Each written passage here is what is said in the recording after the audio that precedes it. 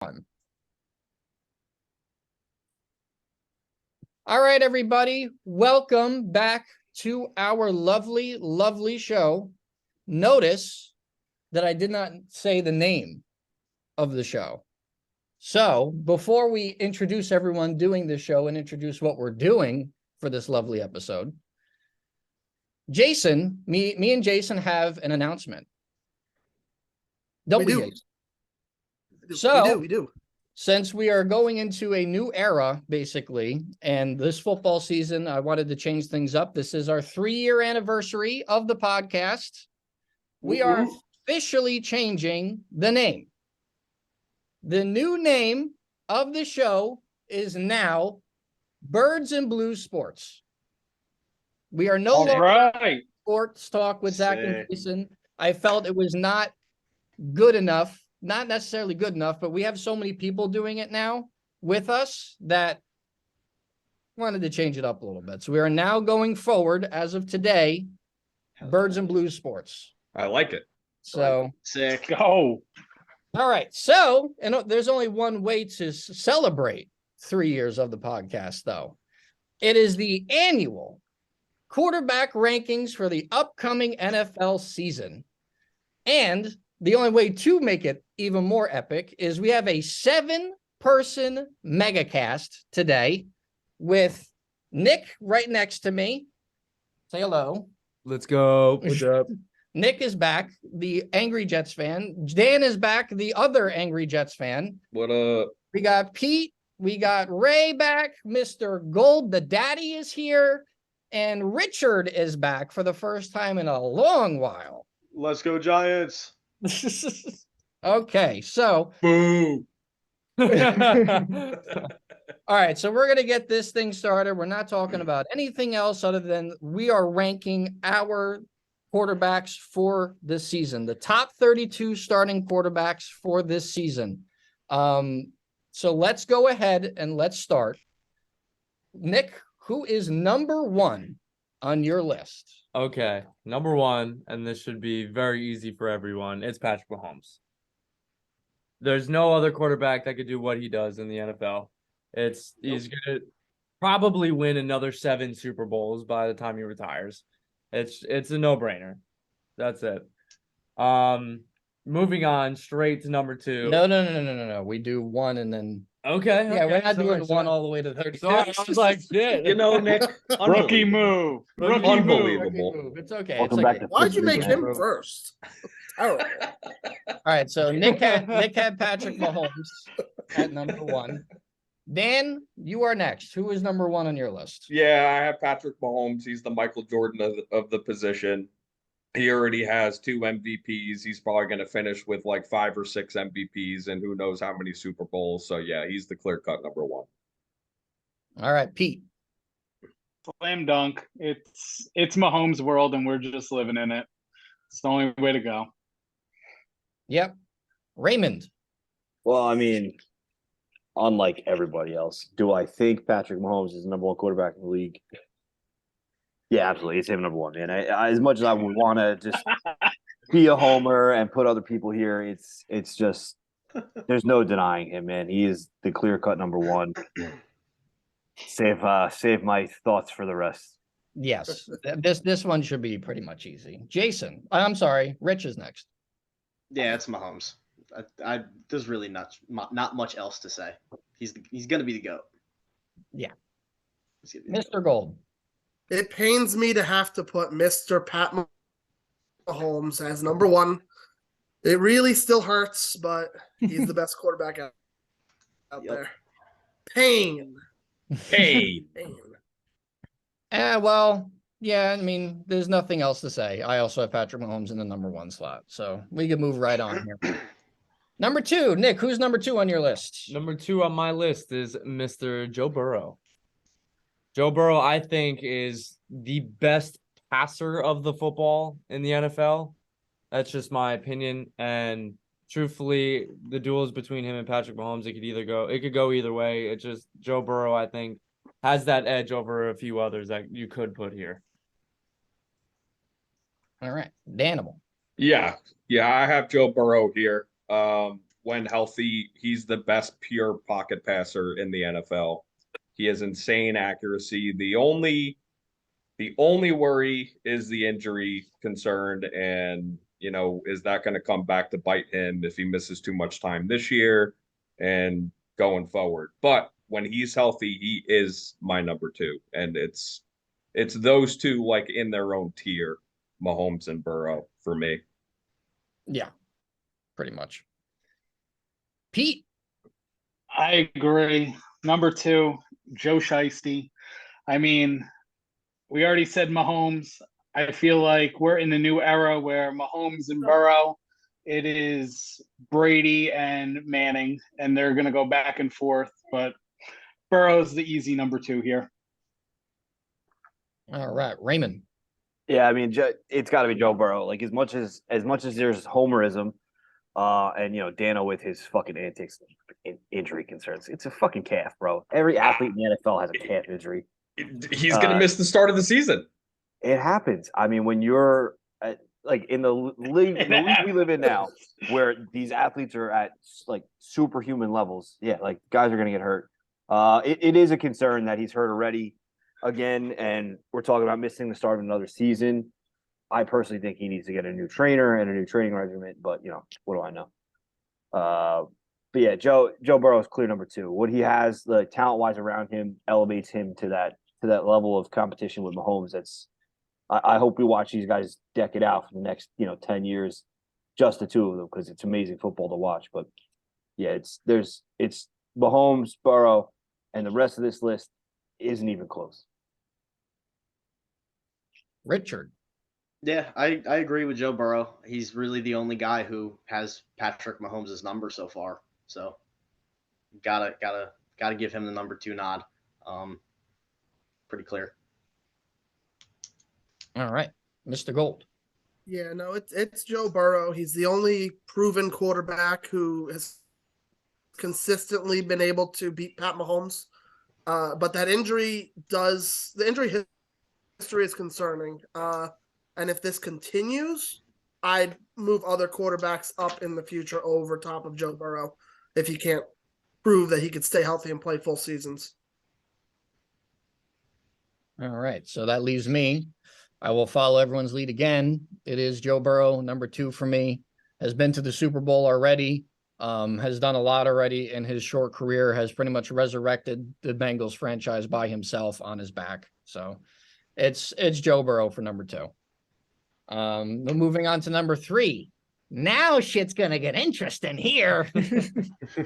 Number 3, Nick. Who is number 3? For me, it's Josh Allen.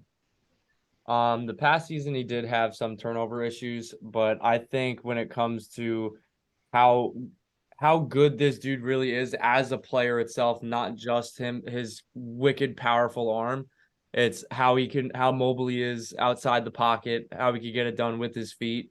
And if it wasn't for the Chiefs getting the ball first in overtime, they were going to the Super Bowl.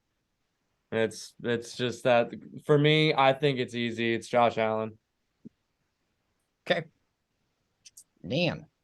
Well, for me, I think this is going to be a little bit of a change up.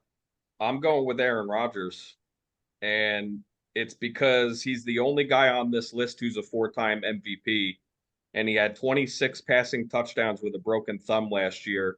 Trevor Lawrence had 25, and everybody said that was a breakout year.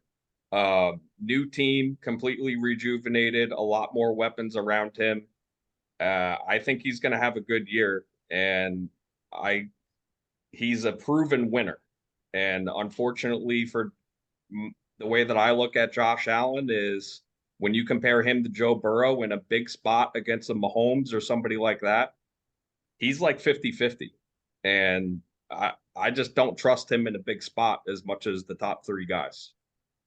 I absolutely could agree with putting him there. I don't think that's out of the question. I personally, I think I just couldn't. Shocker that both Jet fans agree. No, like, all right, Jason. All right. No, seriously though, he had one bad season. Every other season before that, he's proven to be the best quarterback in football before Patrick Mahomes and all these guys came here. So you could go back and forth with it. I'm just saying based off of more so recency bias because of the season he did have last year. All right, let's pizza. So for my number 3, I'm going to go in a different direction, and I am going to go with the Philadelphia Eagles, Jalen Hurts at number 3. What Hurts did in the Super Bowl was just incredible. He carried that team on his back and almost won a championship from our number 1 rated quarterback, Mahomes. And I think Hurts is just getting going. So his ceiling, he hasn't reached it yet. So I think this year will be the year where we could see him pass. I think he could pass Burrow for the number 2 slot by the end of this year. I still think Mahomes is the measuring stick, but what Jalen Hurts does on the ground and in the air, he could pass it, he can run it. He's a dual threat to the utmost degree. I think Hurts is number 3 right now. All right, Raymond. I also have Jalen Hurts as number 3, and I think Pete summed it up pretty spot on. I mean, you got to look at a couple of things with Jalen Hurts too. That kid, what he's done in his career, right, is just do nothing but overcome. Right, benched in Alabama, goes to Oklahoma, like shows out in Oklahoma. Everybody laughs at him. Remember when the Eagles picked him in the 2nd round? There were certain people, we have an Eagles fan here. There were certain people that were like, "Oh no!" And then this kid shows up, he puts his nose to the grindstone, and he works, and he works, and he works, and he works. He has that it factor, right? Like there's the Eagles have that you want to hate them because of the city of Philadelphia, but other than that, like you look at the team, that team is special, and Jalen Hurts is the leader of that team. Leadership, I think, is a huge quality in becoming an elite tier quarterback, an elite tier superstar, and Jalen Hurts is a superstar. He's not flashy, he's not loud. He shows up and he puts the work in, and he just does what needs to be done, and he wins. Like Pete said, what he did in the Super Bowl was incredible. Like that guy his career was supposed to be over by now. He was supposed to be a backup quarterback just rotting away on the bench, and he's doing some incredible things. So yeah, Jalen Hurts number 3, easy. All right, Richard. I have Josh Allen as my number 3, just on the sole fact that, in my opinion, he's the only other quarterback in football that extends plays and makes the crazy throws that are Mahomes-esque.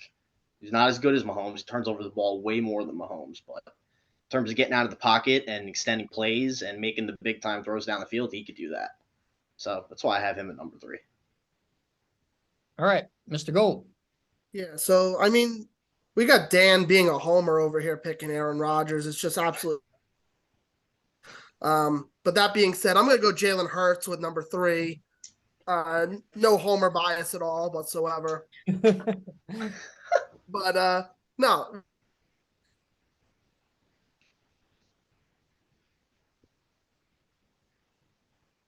Did we just lose Jason? We may have just lost Jason. We might have lost him. I think the football gods are tired of hearing from an Eagles fan. Well, they turned him Something off special. for trying to say that my opinion was. Oh, there he is. There he There he is. is. He's back. You're back. Oh, You got did cut lose off. me? Yeah. Yeah. Oh, okay. Yeah. So, Dan's a homer, and I picked Jalen Hurts as the 3rd best quarterback in the league. And the reason's simple. I mean, he went out on stage in football in his first attempt and put up probably the greatest performance by a quarterback in Super Bowl history. He went up against Pat Mahomes and outdueled Pat Mahomes offensively. The only reason they lost is because the defense was absolutely horrendous.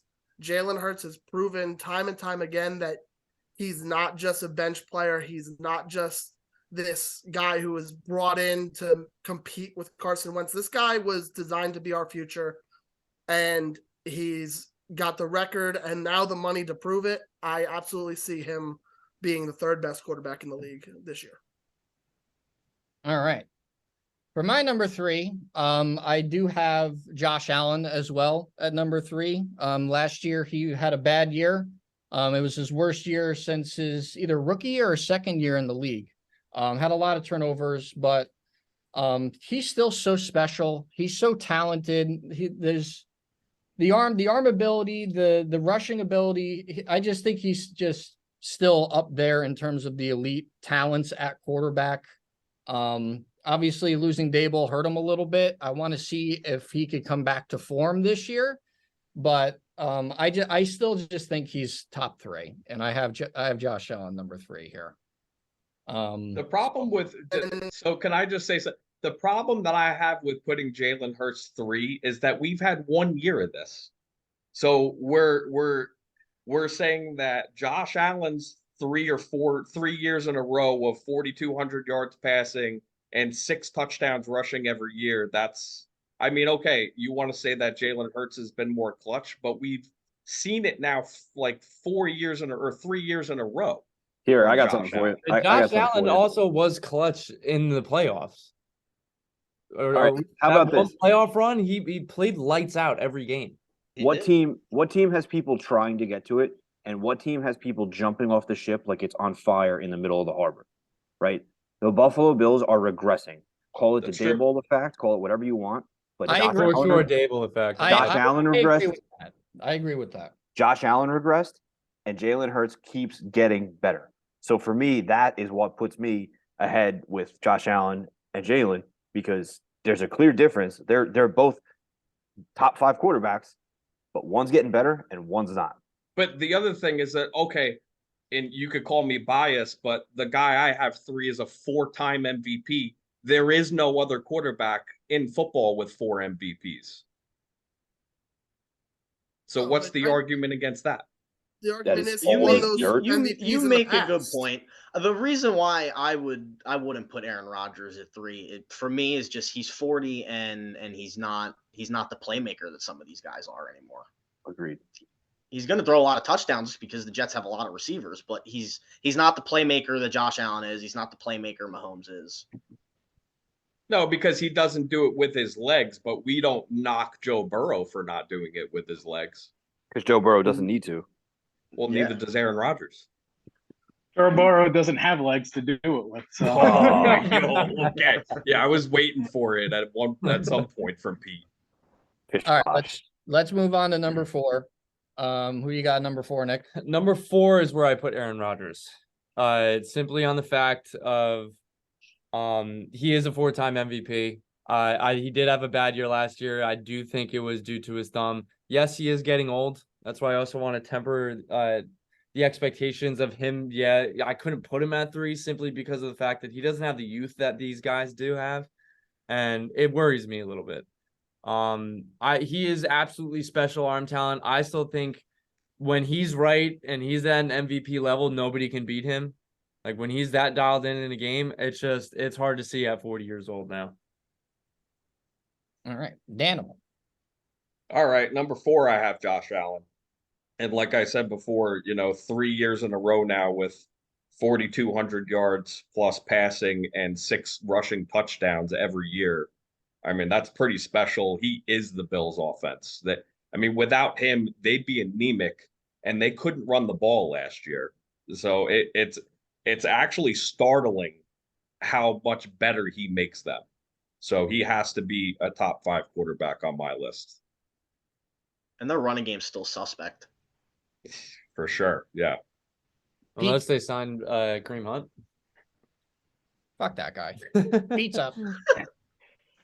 So at number 4 for me, I am going to go a little bit different again.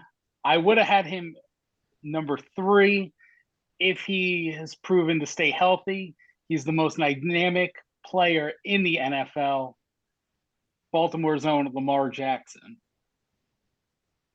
I think what he does on the field with his legs supersedes a lot of the passing abilities that these quarterbacks do have, because he's not the most polished passer, but dynamic wise and a complete game changer when healthy, you can't touch Lamar Jackson. He's coming off of 2019. He was an MVP season, and I think he could play on that caliber if he's healthy. And I think I have him edging out. There's a few people that I have close to him in this range, but I have him at 4 in my top 5.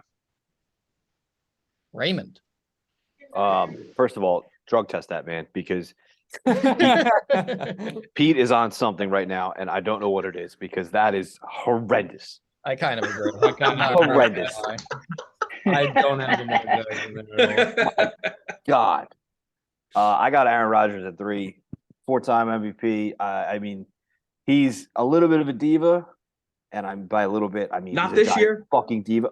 Dude, He just gave back $30 million. $30 million. Yeah, now everyone's gonna laud him because he's like, oh my God, he restructured his contract because he knows this is his last fucking chance to win. And if he doesn't get the players that he wants and say, hey, bro, this is our time, we got to do it now, or else we ain't gonna do it. No one's coming. It's the Jets. It's the Jets. Come on. Well, that's true. He knows Randall Cobb ain't cutting it, so Yeah. Let me call Randall Cobb back up. Yeah, bro, we could do this. This is our time again. Yeah, Randall Cobb took Denzel Mims' spot on the roster. I'm not really all too concerned about Randall Cobb. I mean, it's crazy. The Aaron Rodgers effect is absolutely wild. I can't wait to watch Hard Knocks. I love the fact that you Jets fans are like losing your minds. Like, I wanted to put Aaron Rodgers number 1 just because of the fact of the what he's doing to Jets fans right now is the cruelest thing imaginable. When you guys lose in the first round of the playoffs, I am going to be ecstatic. I am going to be celebrating like a little girl. When the Jets miss the playoffs, I am gonna laugh. Imagine if the Jets go 0-3, and the meltdown of all meltdowns is going to be it's going to be beautiful. Like watching Mount St. Helens erupt from the sidelines. It's going to be beautiful. Wow. If you ain't got no haters, you ain't popping. Those are shots right there. Richard. At number 4, I got Jalen Hurts. He's just a winner, man. He just wins football games. He can do it with his legs.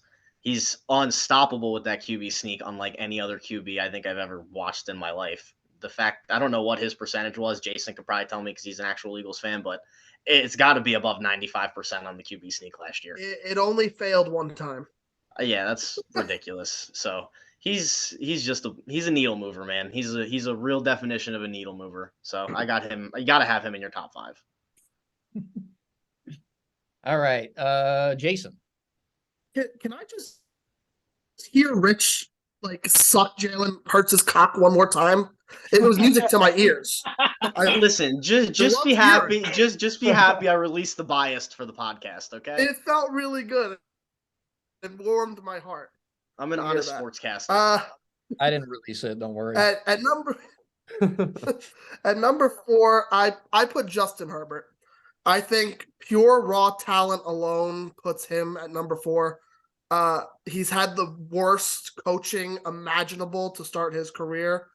I think with the addition of his new offensive coordinator, he's going to really just absolutely ball out this year. And with that, he has to be 4th overall in the league this year. For me at number 4, I have Aaron Rodgers, 4-time MVP, came over to the Jets, has a bunch of weapons around him. He is the Jets this year. He goes pretty much as far as they go pretty much as far as he takes them. That defense obviously is still stellar. And the defense was good enough to win them 7 games alone last year. But the Jets are going to ride this Aaron Rodgers train. Automatically the best quarterback they've ever had, probably in franchise history in terms of talent alone. He gives them a legitimate shot to go to the Super Bowl. So I have Aaron Rodgers at number 4. Have to put A-Rod in the top 5. That's right. It feels so good, dude. I'm so excited. The blasphemy that we've had to deal with that quarterback for the past 10 years has been absurd. Well, and I know that not everybody likes Francesa, but he did have the truest thing to say about the Jets, and that is they went from the worst quarterback. This is the biggest leap any team has ever taken at the position in the history of the league. And I actually think that's true. You're probably right. Yeah. Yeah, you're Zach probably Wilson was the I worst. mean, you went from the absolute worst quarterback imaginable, so anything is a leap. Yeah, he isn't even a quarterback. So No. we went from a non-quarterback to Aaron Rodgers. He's a Mormon. Fuck him. All right. Number 5, rounding out the top 5. Nick, who do you have at number 5? This is where I have Jalen Hurts. There's no way this man can be outside of your top 5 at all. It's just not possible. The performance he had in the Super Bowl was just absolutely elite on every level. Yeah, I wish I could put him higher because he is that good, but he just hasn't done it enough for me to be able to put him there. That's why I have Jalen Hurts at 5. I mean, that's pretty much it. All right, Dan. Yeah. You know, regardless of Jason's comments, I really want to have Hurts outside of my top 10 now. But for an unbiased standpoint, Jalen Hurts is in my top 5. And if you look at how dynamic that offense was last year with him, and, you know, like these guys said, the dynamic ability on the ground as well. And probably the best performance in the Super Bowl from the losing quarterback. 304 yards, 70 rushing yards, and 4 touchdowns. That's insane. He has the potential to be in my top 3 next year. Okay. Peter. Rounding out my top 5, I got to go with everyone's favorite psychedelic smoking Swiftie, Aaron Rodgers, the man, the myth, the legend, first ballot Hall of Famer. He's gonna carry the Jets. Whatever the Jets do this season is gonna fall on his shoulders. So if he could still sling it, he might be able to get them into the playoffs. Like we said, the defense is still there, but top 5 talent. There's not many that can do what Aaron Rodgers does on the field. He may be 40 years old, but he's still better than the majority of the league. So Rodgers rounds out top 5. Respect. Raymond. Number 5, I got Josh Allen. Great talent. I think he regressed when he lost Abel, which is surprising. I just find it that, you know, if you're an elite level, like we're not using Mahomes and we're not using Andy Reid as a level of understanding to Mahomes, Zach Taylor to Burrow, Sirianni to Hurts. Like, I just think that Josh Allen shouldn't be regressing. He shouldn't be losing his star players respect that want to leave the team. That says something to me. You know, like I said before, leadership is a huge quality to be a top tier quarterback. And I feel like he doesn't have the leadership ability that some of these other guys before him does. So that's why it puts him at number 5 for me. You know, stats alone, he's an incredible talent. I think he, you know, what he does with the football, he's a massive human, and he's just a bull. That's why he's top 5 for me. But I truly, truly believe that when we do this list next year, I don't think Josh is in the top 5. That's fair. Richard. So at 5, I got Justin Herbert. I think if it wasn't for Brandon Staley, I think Justin Herbert would have probably played in an AFC Championship game already. And I also think Herbert's got top 3 quarterback potential arm talent. So to not have him in my top 5, it was pretty hard. I mean, it was borderline with one other guy, but you'll find that out next. All right, Jason. Yeah, so Ray sort of touched on it with Josh Allen. I'm already pushing Josh Allen outside my top 5 this year. Because at number 5, I have Aaron Rodgers. Despite what Dan thinks of what I was going to do with Aaron Rodgers on my list. Right now, he's better than Josh Allen in that division, so how can I not put him above Josh Allen?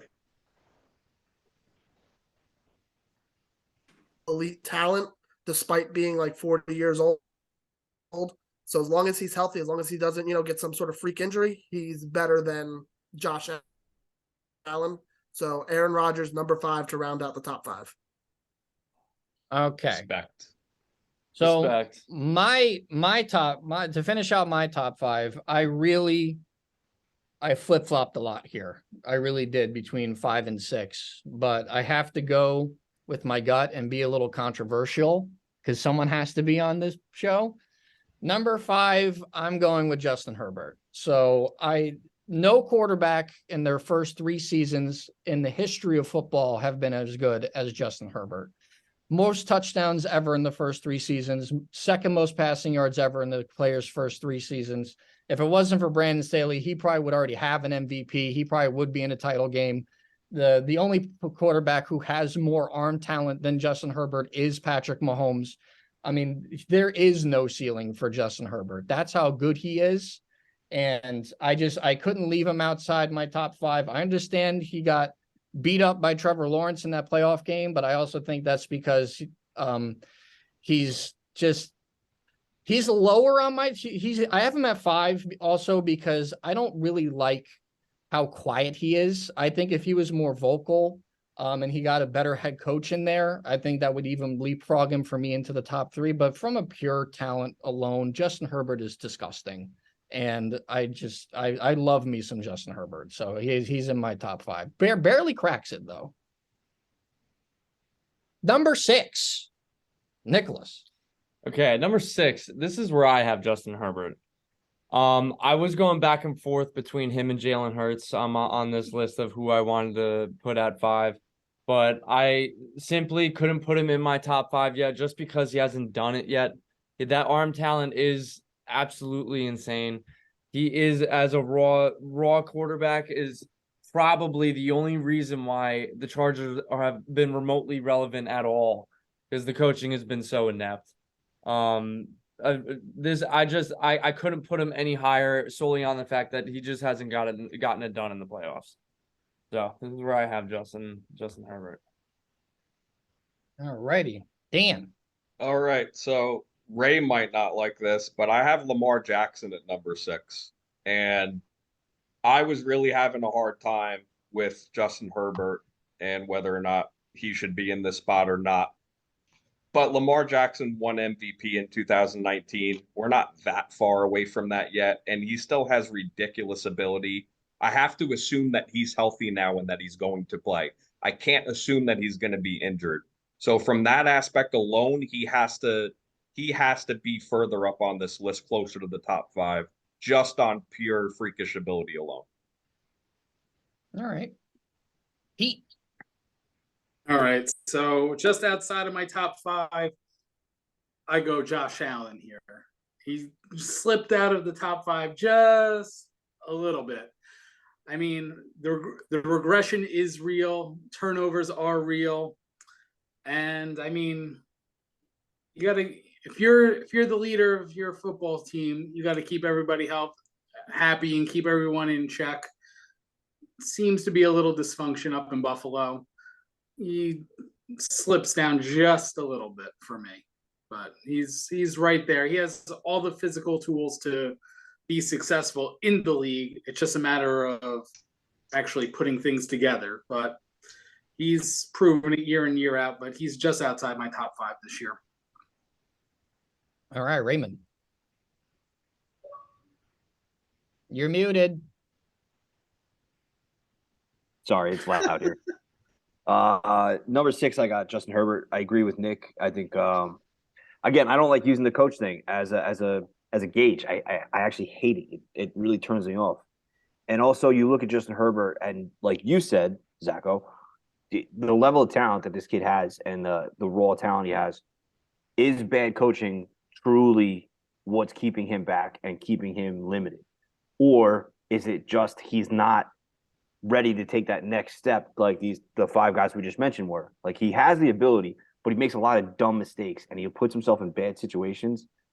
So I actually really struggle with putting him at 6. You know, my next 3, I really went back and forth with where they belong and what ranking to give them. But out of the 3 I have in my next 3, I think Justin is that guy. Richard. So 6 is where I have Aaron Rodgers. I wanted to put him in the top 5. I have a hard time putting him above the other 5 QBs that are in their primes right now.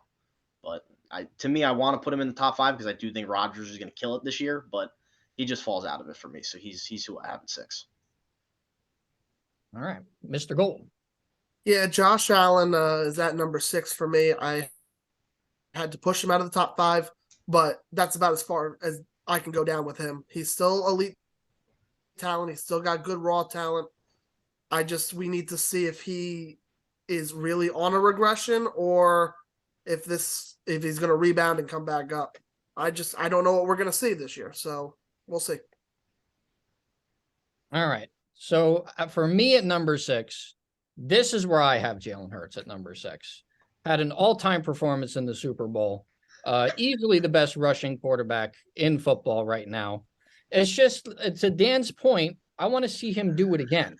Like it's been 1 year that he's been really, really good. And all the quarterbacks above him have been really, really good for the last few years now. And Jalen Hurts absolutely is a disgusting threat. I hate that I have to play him 2 times a year for the next fucking 10 years. I can't stand it. I want to vomit all the time. But I can't put him above the other quarterbacks because I feel like those other quarterbacks are just more physically talented and physically gifted throwing the football than him. I think in terms of running, I think Jalen Hurts is a better runner than Lamar Jackson right now. I have Jalen Hurts as a better rusher than Lamar Jackson for sure. I do too, for sure.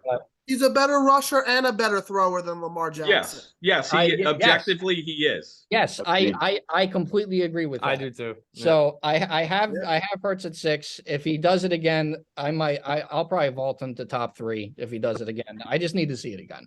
You have Herbert above Hurts is just insane. Yep. I really went back and forth. I really did. I just think the talent's too much. Herbert doesn't know how to win. Herbert is a choke artist. Winning is a team effort. To be fair, I think where we all have these quarterbacks right now is kind of where like they should go. Yeah, there are going to be different opinions on where they should go and all that kind of stuff, but I think we have the first 6 guys and where they should be, on most of our lists. Yeah, it's not like I'm not leaving Jalen Hurts out of the upper echelon of quarterbacks. And that's what I'm trying to say, is that we have all these guys grouped together at the top. So that's my number 6. Do we? Number 7. Okay, number 7 is where I have Lamar Jackson. Simply solely on the fact he was MVP of the league 1 year. He is the entire offense of the Baltimore Ravens. There's nobody else that is doing anything at all. He carries the whole team. Deserved to get paid. I question whether his arm's going to be able to get it done every year. I know how elite he is when rushing the football, but sometimes he's just not accurate, and it does draw questions for me. All right. Dan. All right. So at number 7, this is where I have Justin Herbert. Yes, he has had the best start statistically, since he's been in the league. But I worry about him in big situations. Now, I understand the Chargers offense was totally decimated last year. This is also the first year of new OC Kellen Moore, which if he doesn't get it right here, might be out of the league, or at least, booted down on the coaching totem pole. But because this is a first year and a new offense, I can't have Justin Herbert higher than this. If anything, he'll probably, in my opinion, he'll end up somewhere throughout the latter half of the top 10 for me.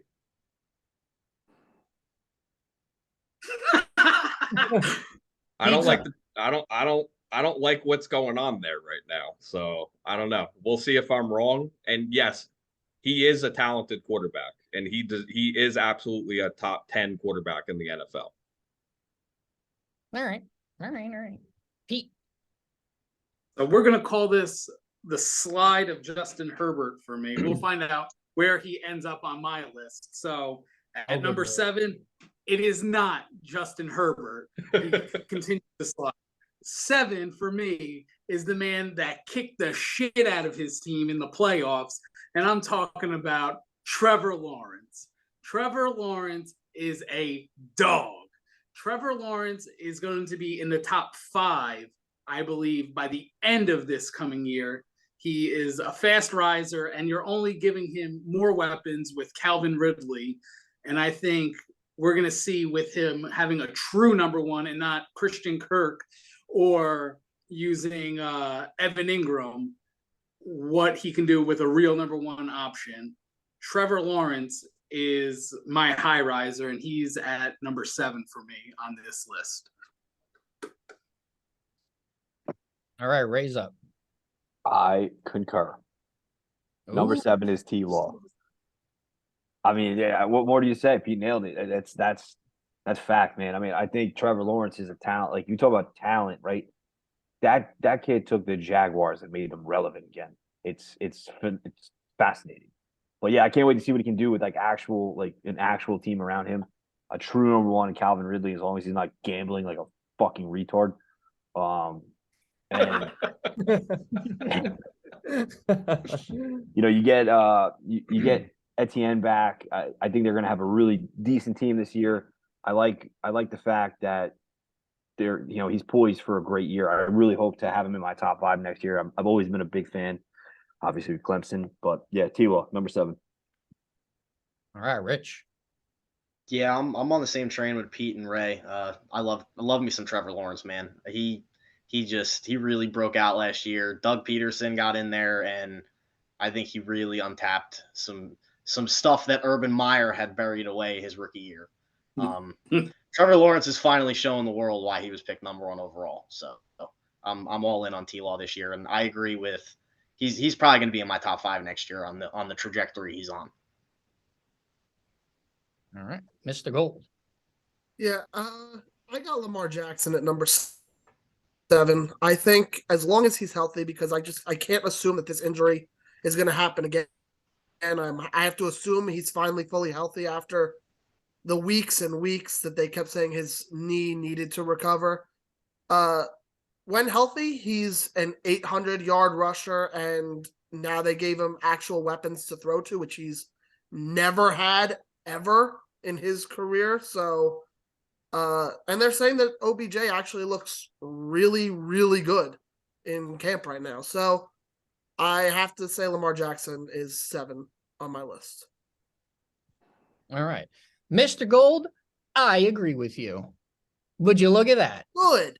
I have Lamar Jackson. About damn time. I have Lamar Jackson number 7 as well. Former MVP, 1,000-yard rusher, but can really throw the ball too. He's dealing with some injuries, but like to Pete's point, he's such a talent in terms of both throwing and running the ball. He is their whole offense as well. So I have him at number 7, really rounding out top 7 for me. Let's go to number 8, Nick. Now, number 8, this is where I have Trevor Lawrence. Basically for all the reasons that everyone's already said. I'm going to sound like a broken record. The raw talent, the coaching last year, the year prior was horrible. Doug Peterson's going to unlock this kid this year. I think he's going to, like everyone said, again, show why he was the number 1 pick, and he's going to be in everybody's top 5s after this year. All right, Dan. This is where I have Trevor Lawrence at number 8.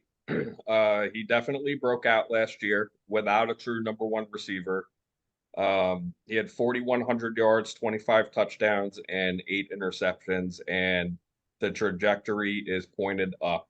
So he gets the spot, and the guy that I have next doesn't get this spot, but I wrestled for it with a minute. But the potential of Trevor Lawrence, he has to be here for me. Pete. So at number 8 for me, we're still continuing with Justin Herbert's slide down my list. He is not. So we will go to number 8 for me. I was going back and forth, but after watching the quarterback documentary, I fell in love with fucking Kirk Cousins, baby. If you don't love Kirk Cousins, I can't have you. And if you're going to tell me that number 8 is too high, he is a perennial 4,000-yard passer. I I don't care. You can call me crazy, but Kirk Cousins belongs in my top 10. And yes, he's better than Justin Herbert. You can say that he can't This play in the is prime time. This is blasphemy. Wow. Wow is right. Ray, you're up.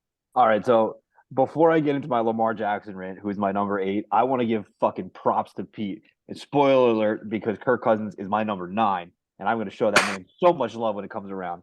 Fucking love me some Kirk Cousins. I love Kirk Cousins. The quarterback Spoiler. documentary changed my life. Spoiler alert. Oh my god. I also have Kirk Cousins at number 9. Yes, yes. So anyway, while Dano collects, I think I'm gonna log out real quick. Holy shit. What Some is of this going fucking on? happy juice that you guys are drinking. Back to the number 8 discussion in the ultimate crumb that is Lamar Jackson, the fraudulent MVP. He's dude. I don't believe in Lamar Jackson. I think he's a one-trick pony that is just not. He's not performing. I hope this year we see what he's really about, because he got what he needs in what he's always wanted. He has weapons around him. That kid Flowers that they drafted is going to be fucking incredible. You got OBJ. I see you, Nick. I see you. He's a crumb. He's a fucking crumb. A crumb. Unbelievable. Damn. That's rude. Unbelievable. That's I don't think Lamar Jackson is a great quarterback. I almost can expect him to fall out of my top 10 next year, because I don't believe in the Ravens. Lamar Jackson, number 8. That was an emphatic number 8, but like with the regression arrow pointing down. Oh yeah, Right? two arrows down. I wanted to drop him out of my top 10 so badly. Like I actually tried to Cousins ahead of rework. Yeah, it was this close, and especially as I was watching the last episode of Quarterback, I was like, I couldn't do it, because 9 and 10, you know who my number 9 is. Lamar has better accolades, and that's the only thing that put him in the top 10 for me, because of the things he's accomplished by fucking pure luck. The But he's a crumb. influence of this Netflix quarterback series that I have yet to see is clearly real. Oh, and it's real. very real. and if you had Oh, it's never real. seen it, none of you would have Kirk Cousins in your top 10. None of Well, you. here's where it changes, right? And here's a realistic answer. When you look at the stats, right? When you see, like when you watch the show, you're going to fall in love with Kirk Cousins. You have to. I but- already like him. But then you go back and you look at his stats, right? And you look at the things he's done with, I mean, he has Justin Jefferson, he's had Thielen, but the team itself is just bad. Sure. And the fact that the defense has let them down for years and years and years, like Kirk Cousins should have, he should have more than he has. It's crazy. When you look at the games, the close losses, that dude might have the most unlucky career of any quarterback ever. And Okay.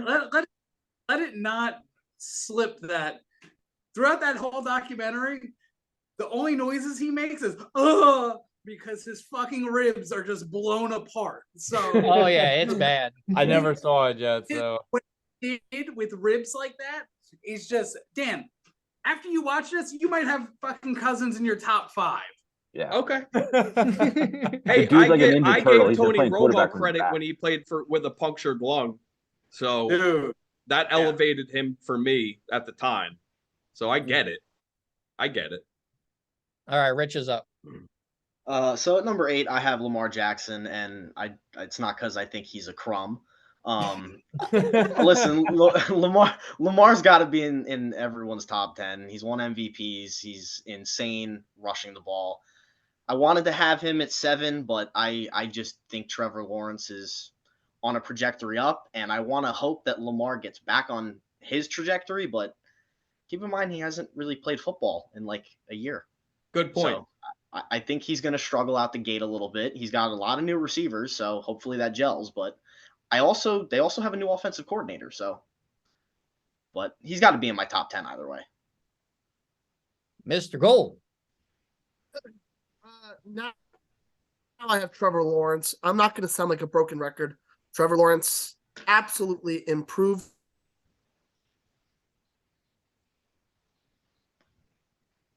Jason's connection's no good. It's tough to sound like a broken record when we can't hear you. I think his record did break. On my list next year. Oh, there he is. Oh my God, do we lose me again? That's Yes, terrible. we lost you again. All right, I'm just gonna say Trevor Lawrence is my number 8, and it's because he's being used to the right potential thanks to Doug Peterson. He unlocked what needed to be unlocked in his game, and that being said, he's gonna only go up from here. He's gonna overtake Josh Allen next year. He may overtake Justin Herbert. It just all sort of depends on what Herbert does this year, but there's only good things for his career from now on. So. All right. So my number 8, I also have Trevor Lawrence, a number 8. The direction's going up big time for him. Doug Peterson has finally allowed him to be the quarterback he was supposed to be, unlike Urban Meyer, who should never be allowed to be on a football field ever again, in my opinion. Or talk to young women in clubs. Yeah, or do that. Correct. But yeah, he came back from throwing 4 interceptions in the playoff games, ended up winning the playoff game. Trevor Lawrence will probably be in my top 5 going into next year, depending on what he does this year. But yeah, I got Trevor Lawrence at number 8. All right, Nick with number 9. All right. Well, I'm riding that train with Ray and Pete. I got Kirk Cousins at 9, baby. I don't know what it is, dude. The guy has just continuously gotten it done every year, stats wise, if you just check the numbers. I think he also has been the unluckiest quarterback in the history of the world as well. Besides the fact he got outplayed and outdueled by Danny Jones last year. That's the only thing I gotta say about it. I love me some Kirk Cousins. I never saw a quarterback yet. This is just purely out of football alone. So that's my guy. That was my next question to you are you allowing this to influence you as well? No, I've never seen it. I've just heard it was good. Okay. I've seen quarterback, and he's not in my top 10. So okay, fair enough. He's also not in my top 10, but watching quarterback moved him well above what I've ever put Kirk Cousins on this list before. Okay. All right. Well, Dan's up next. All right. At number 9, I have Jared Goff. And he would have been number 8 had it not been for the potential of Trevor Lawrence, because he had a better year last year than Trevor Lawrence. He's found second life in Detroit. He had 4,400 plus yards passing. He had 29 touchdowns, and he had a 4-to-1 touchdown to interception ratio. He's totally being overlooked. Nobody talks about this guy. Yeah, people talk about the Lions, but they don't talk about Jared Goff. He took the Rams to the Super Bowl when he was still in the beginning of his career. Everybody thought he was going to be a good quarterback then. I think he's a good quarterback now. And he is absolutely a top 10 quarterback for me right now. All right. Pete. All right. So the slide stops. Justin Herbert.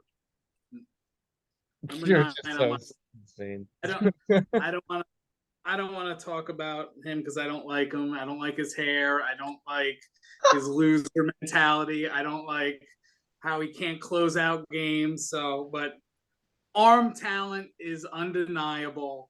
And if he didn't have the head coach that he does have, he probably would have won something by now. But I'm going to say Justin Herbert is number 9 on my list.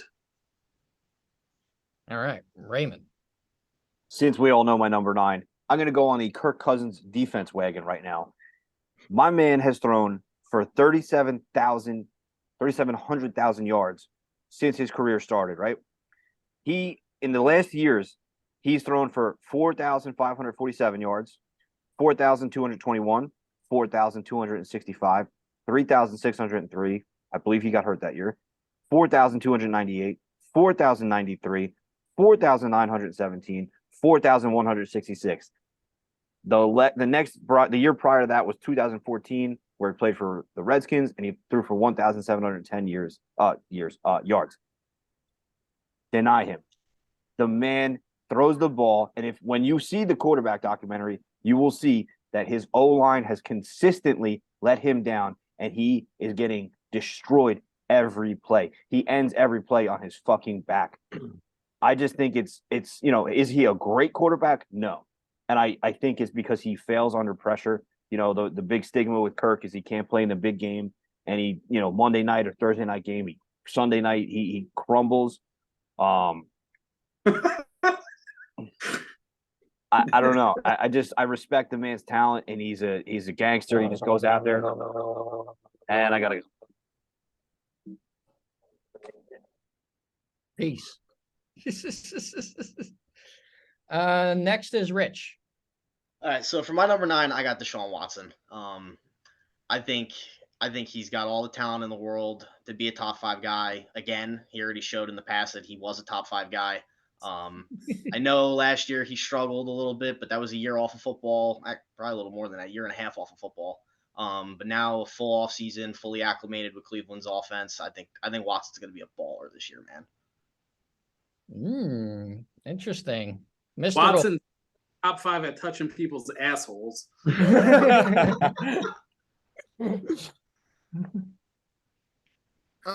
Yeah, Rich is not alone. I think Deshaun Watson is also on my number 9. How do we ignore everything that Watson has done in his career and then just say because he was off 11 games last year, we're just going to say he's lost everything? No, this guy is still elite talent. He was neck and neck with Pat Mahomes before all of his, absolute legal issues. Yeah. The talent's still there. So he's a top 10 talent. So he's number 9 on my list. I'd also like to argue he's walking into the best offense he's ever had. I 100% agree. I think the receiving core is absolutely 10 times better than what he's ever had. And they all seem to really gel well together. The whole team does. So I expect big things from the Browns this year. Yeah. I think they win the division. All right. So at number 9, I also have Kirk Cousins. He's just been the most consistent quarterback, arguably, in football, besides obviously like the elite guys. He's not elite, but he's thrown 4,000 yards and 30 touchdowns every single year for 4 years in a row, and always takes his teams to the playoffs. But I always feel like they let him down. I think he's way more talented than people give him credit for. He had a career year last year with a 13-win team. One of the, Kevin O'Connell really, I feel like maybe unlocked Kirk Cousins a little bit. So as long as he's with O'Connell, I think he's going to be consistent again. And I just think that's just what he's been. So I have him at number 9. Nick, rounding out the top 10. Rounding out my top 10, this is where I have Jared Goff. That Lions team was absolutely horrible. He's brought them to where they are now as one of the high scoring offenses in the league. He's actually absolutely was dealing last year. I thought Jared Goff was playing lights out. I think this year he takes them and wins that division. And I'm riding the hype train. Nothing's stopping the Lions right now. I love them. Pretty good. Dan. Rounding out my top 10, I have Justin Fields. Justin Fields last year was the most dynamic rushing quarterback in the NFL. Oh, good Lord. I get it. There are questions about his ability as a passer. They got him. He can't throw a ball. He can't throw the ball. Quarterback. Listen. He is so good running the ball that if he improves even a little bit, all right, so he's number 1 on the running back list, bro. I lead running back in the league, bro. If I have Lamar Jackson number 6 based on his ability, I have to have Justin Fields not too far away from that. I don't know. That's just me. I think he's going to surprise a lot of people this year. I think he's going to be improved. And And just based on his dynamic ability as a rusher, I mean, who knows? The Bears could just run themselves to the wild card in the NFC. Why not? The conference is weak. Yeah. Dano, that's very brave of you. You're taking a man on his word. He did say he's going to throw for 4,000 yards. He did. He did say do that. So it's pretty honorable. If he does anything near what he did on the ground last year and throws for 4,000 yards, he might be the MVP. If he throws for 4,000 yards, I'll get my nipples pierced. Okay, bet. Yeah, This episode is you being heard it recorded first right here. We're gonna revisit this episode next year. I cannot wait for him to throw that 4K, and we're gonna just clamp those babies down. Oh, we should do a live stream of it. It should be a God. full live stream episode. Yes. Hope Lisa That's enjoys great. that. From the shop. Pete is up. All right, so we've gotten Justin Herbert out of the way. Now, I'm gonna switch it up. Barring a traumatic brain injury, my number 10 quarterback, Tua Tagovailoa from the Miami Dolphins. That's disgusting. Listen, McDaniels Outrageous. unlocked, and with Tyreek Hill and Jalen Waddle is the number 1 wide receiver combo in the league.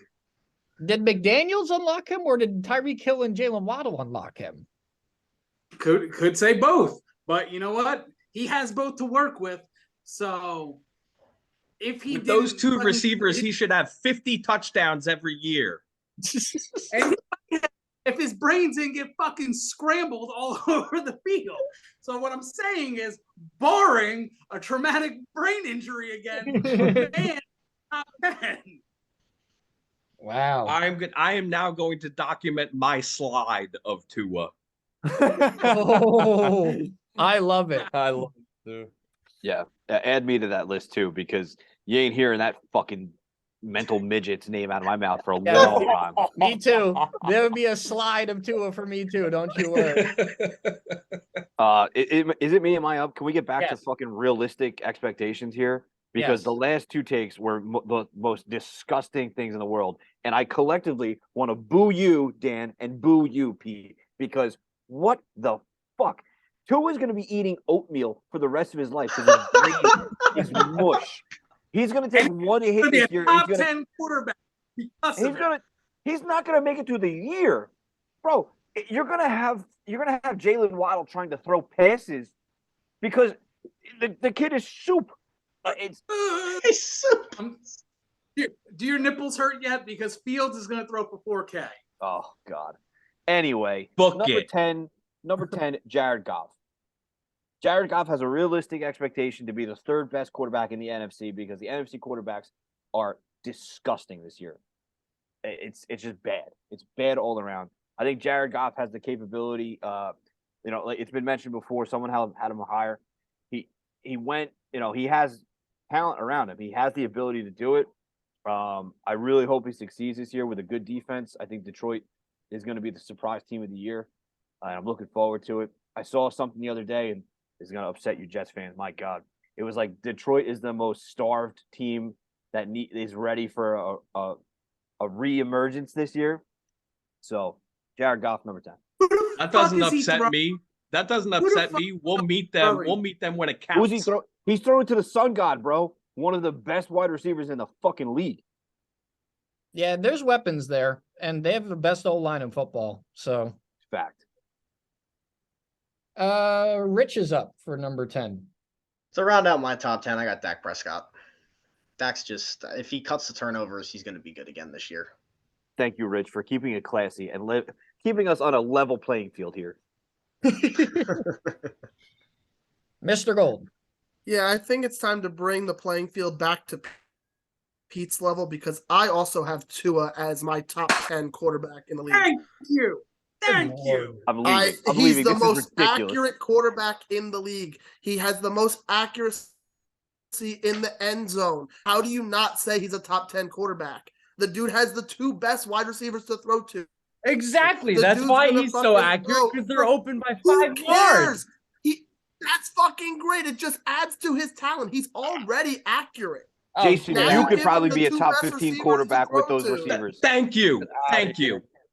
He's a top 10 talent. You put my 5'8" ass out on the 100%. field with Jalen Waddle. I'm gonna be a quarterback. We're gonna do the fucking slide of Jared Goff, because let me tell you, Jared Goff's not a top 10 quarterback. He's not top 10. That's the dumbest thing I've ever heard in my entire life. The 2 fucking quarterbacks in that draft, fucking Goff and Wentz, both of them suck. Terrible quarterbacks. It's amazing that Goff is even still around. The dude is mediocre at best. He had a get great the year fuck last outta year. here. Because he's got Amon-Ra St. Brown. We're just So going to what? say that you have a great wide receiver. My argument for Tua is proven then. With your argument, you guys Tua- are all wrong. Goff Tua sucks. doesn't have anywhere Tua is near the top 10. production. Top 10. Top 10. Oh my goodness. Easy money. But hold on a second. But Tua doesn't have anywhere near the production that Jared Goff has. It's not even close. His accuracy is so much higher. Are we kidding? Jared Goff has been to the Super Bowl. Like, what are we doing here? Yeah, I mean, listen, Jared Goff. Jared Goff. He didn't go to the Super Bowl because of him. Jared Goff hasn't had a passer rating lower than 86 since 2017. Since 2017, he's had a passer rating of 100, 101, 86.5, 90, 91.5, 99.3 last year. He's mediocre. Oh my god. Well, Numbers. Men, Okay, listen, Ray. Tua's rating was a 105. Yeah, he missed 7 games. Yeah, he should get deductions for when he was in fucking do therapy 35 getting his brain yards. rewired. Yeah, when they were talking about the possibility of him never playing again if he gets one more of those either, Yeah. by the way. I don't know. There might be something to that. They're going to Listen- be wheeling him out in a wheelchair for fucking Miami Dolphins games in 2 years. Oh, and the old quarterback, Tua Tagovailoa, here he is. Oh, Lord. Oh, Lord. My number 10, rounding out my number 10, is I also have Jared Goff at number 10. He had a great year last year with the Detroit Lions, almost brought him to the playoffs. He's been consistent. No one talks about him a lot because he's now in Detroit. But like Ray said, listen here. Men lie, women lie. Stats don't lie. So I have Jared Goff as number 10, rounding out my top 10. To number 11, Nicholas. All right, here's where it may be a little bit controversial. Ooh. At 11, I have Matt Stafford. Matt Stafford got it done in the Super Bowl, brought home a chip. He was great on the Lions every single year. He's 5,000 passing yard seasons. Yeah, he was hurt all last year. They sat him out the rest of the year because they knew the season was lost anyway.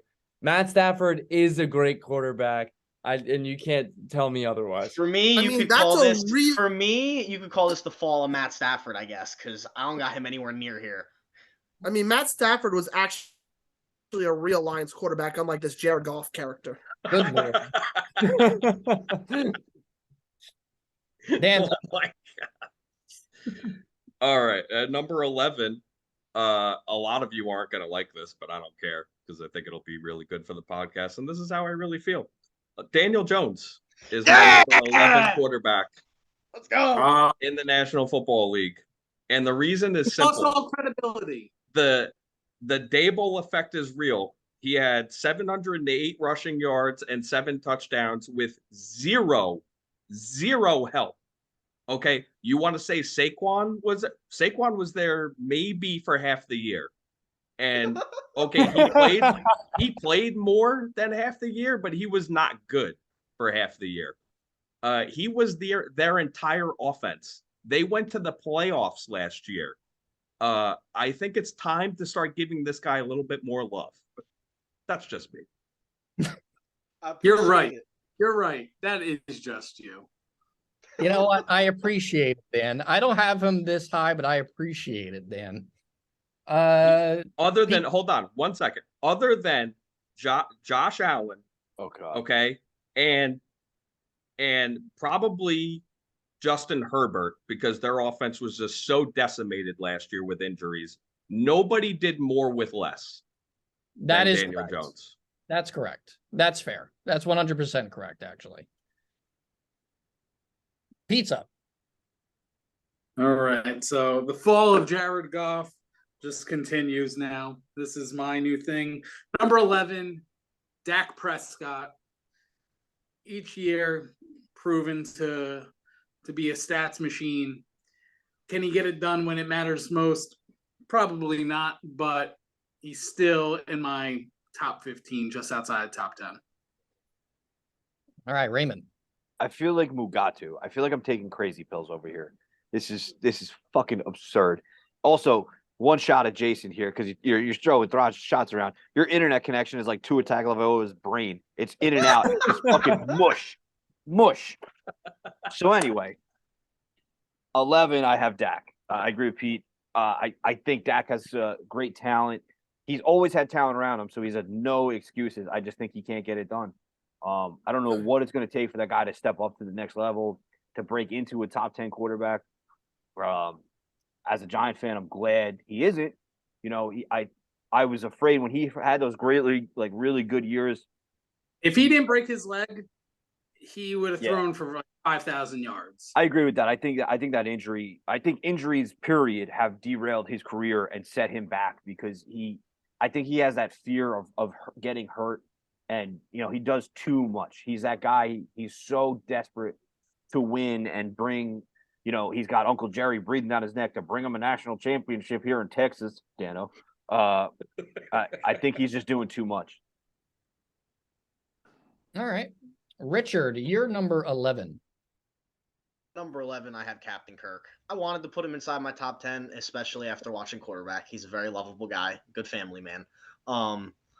I was between him and Dak for 10 and 11. I still think Dak's a little bit better than Kirk. It's my opinion. But yeah, Kirk's right outside the top 10 for me. All right.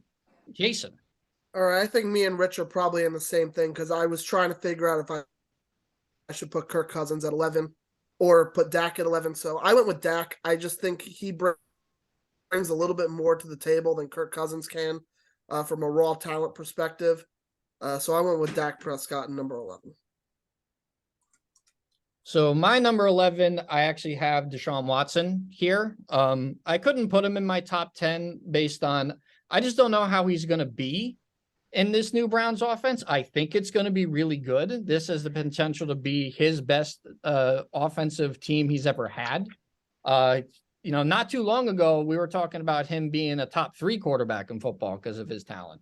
So I can't have him go any lower. I have Deshaun Watson at number 11, and I'm with Jason. Actually, I do think the Browns win that division. I just think they're so talented.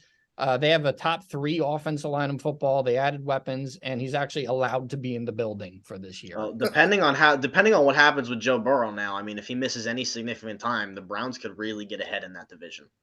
Exactly.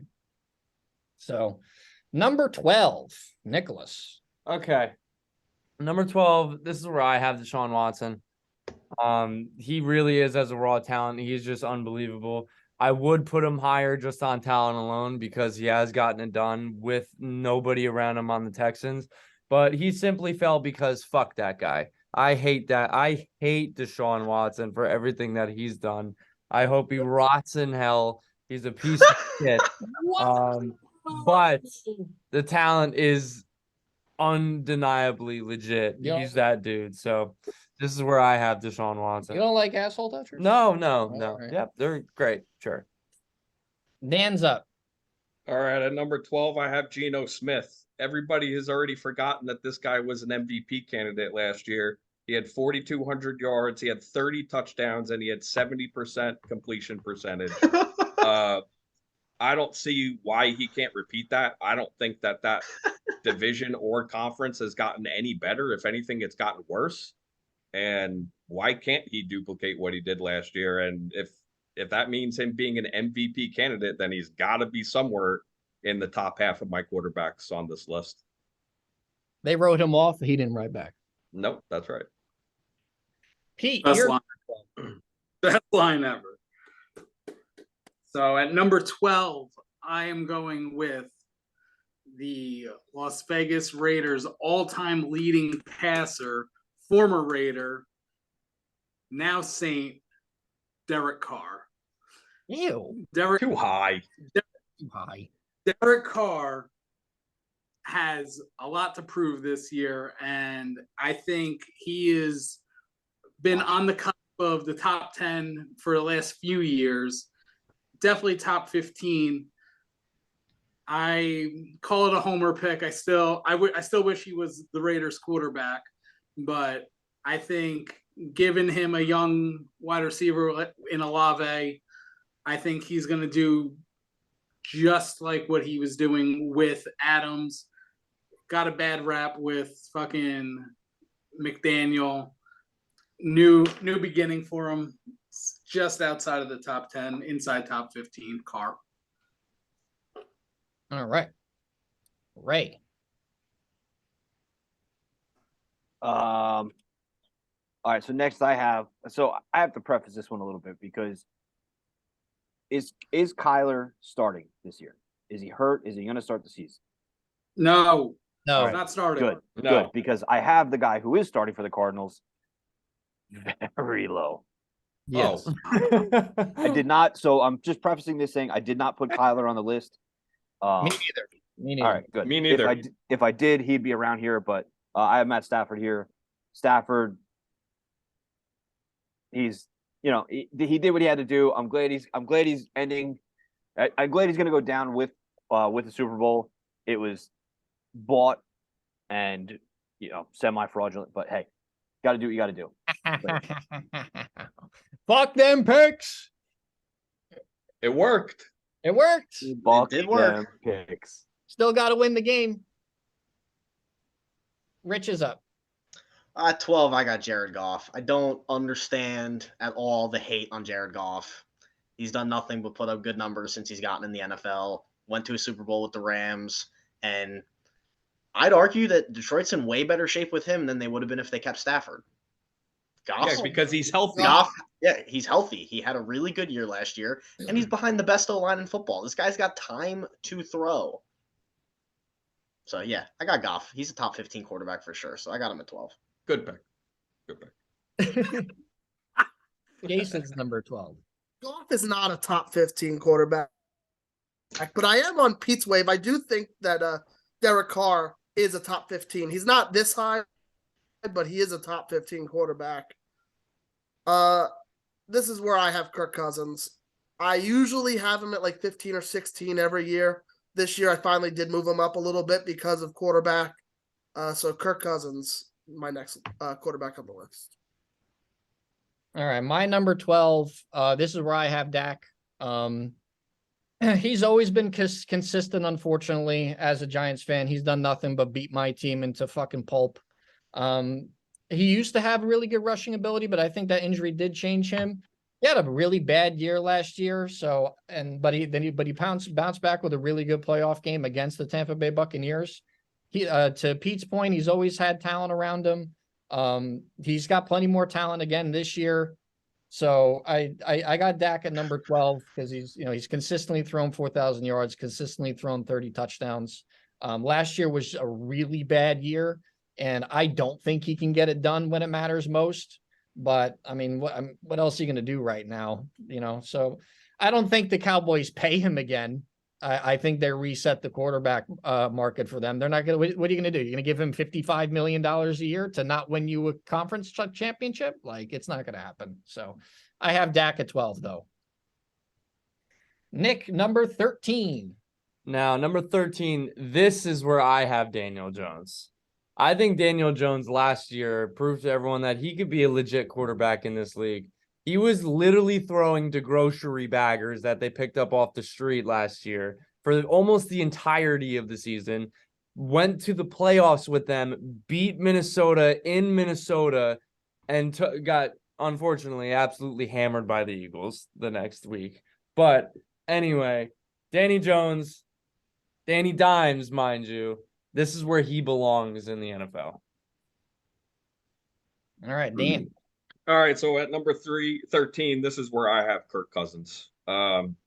Just a pillar of consistency as far as production goes, but not a great quarterback. And outside of the 1 o'clock slot on Sundays, he doesn't perform that well. So he's not a clutch performer, and he hasn't made the big time throws in the big spots that he's needed to make to, like what Ray said, he thinks that he should have won more. I think he should have played better because he's always had weapons around him. Even with Washington, he had weapons around him. So this is where I have Kirk Cousins based purely on the consistency of his production year in and year out. All right, Pete. Don't like the slight on my man Kirk Cousins right there. Watch the documentary, please. I'll watch it, but the proof is in the pudding. It's all on film. Outside of the 1 o'clock window, he just ain't it. Listen, in that documentary, he showed off a lot of hardware for most valuable player for nighttime games, for prime times. So watch a documentary. All right. 13, I'm gonna follow suit with how Dano had him. I'm gonna go with Gino. Wrote him off. He didn't write back. Career renaissance. More booze from Raymond over there. But I mean, he was an MVP candidate last year. You can't hate what he did. Career renaissance over there. Stepped in when Russie left. So he's only going to get better. I think you still have Metcalf and Lockett, and then you just added Njigba over there, giving them weapons. I mean, we'll see what happens with him. I definitely think he's leveled himself back up into the top 15. Yeah, I think perfectly stated. I forgot about them adding the receiver. They've improved and everybody else hasn't. That's the way I look at it. All right. Ray. I mean, we are still talking about the same Geno Smith, right? Like one good year, and everybody's like, Geno. Yeah, I'm sorry. I'm with you, Ray. And it's not like he didn't have help. This is the same Geno Smith that got his fucking jaw broke because he's a dickhead teammate. So, yeah, no doubt. The beginning of his career was really rough, but players have renaissances. This guy's having a renaissance. I really believe he is. And it only took him long enough. It's been 9 years. Oh, so what? It had to figure it out eventually. Well, him being in the league 1 year. 9 years can't affect where I have him on my current top 32 list. It just can't. That's true. At 13, I have Derek Carr. I really look forward to seeing him on the Saints with a couple weapons. I think he was criminally underrespected in the Raiders. I think that system failed Derek Carr. I think the Carr brothers have had system failure their whole careers. You want to talk about renaissance? I truly, truly hope that this is the renaissance for Derek Carr and the man gets a little what he deserves. I think Derek is a good quarterback. I think he's a leader. I think he is a game manager. I don't think he's an elite quarterback. Give that man flowers. Give that man his flowers. Exactly. Yeah, because the Raiders Derek Carr, top 15, number 13 on my list. All right, Rich. At 13, I got Dimes upgraded to dollars, baby. I got Danny Dimes. Let's just stock up on Daniel Jones, in my opinion. Unbiased, Too low. of course. Too low, Rich. Yeah, he's just ascending up. He put the team on his back in Minnesota in a playoff game, and he showed everybody who he was, and now he's got $40 million, which everybody made a big hoot about that he was overpaid, but now he's like the 12th highest paid quarterback in football. So, which is where he should be. It's looking good. Future is bright for Daniel Jones and the Giants. About to be 13th after Joe Burrow's deal. Yeah. He's definitely a top 15er. That's for sure. Mr. Gold. Yeah, I got to jump on the Geno Smith renaissance. He's number 13. They've only improved his offensive weapons. I can only see him going up from where he was last year. So how can you not have him at 13 right now? We'll see. Fair. For me, my number 13, I also have Daniel Jones. I'm in agreement with Nick and Richard. And no quarterback. Too low. No quarterback did more with less. Walked into Minnesota and was historic in that Minnesota game. He got their defensive coordinator fired. He was that good. Is Just that bad. They were just that bad. someone speaking. Yeah, they were really bad. They're only a 13-win football team. Top 5 rushing quarterback in the league too, had 7 rushing touchdowns and 700 rushing yards. Broke the Giants franchise record for rushing by a QB, by the way. That's not saying a lot. That's not saying a lot. Let's just be clear. That is really not saying a lot. No, But I had As far mud as in the his running shoes. aspect of the Giants quarterbacks. Hey, 750 yards is still a lot for a quarterback. Oh, it's a lot. I'm not saying it isn't, but comparing it to the rest of Giants quarterback history, when they haven't had any running quarterbacks since like Y.A. Tittle and Fran Tarkenton, that one's difficult for me. But yeah, he took the 32nd ranked wide receiver room and won a playoff game. Argue with the wall. He's number 13. Number 14 for Nick. All right, so this is where I have Derek Carr. I think he doesn't get any of the respect he deserves. He's done nothing but post good stats. He's not an elite quarterback, but he's something that you can rely on week in and week out.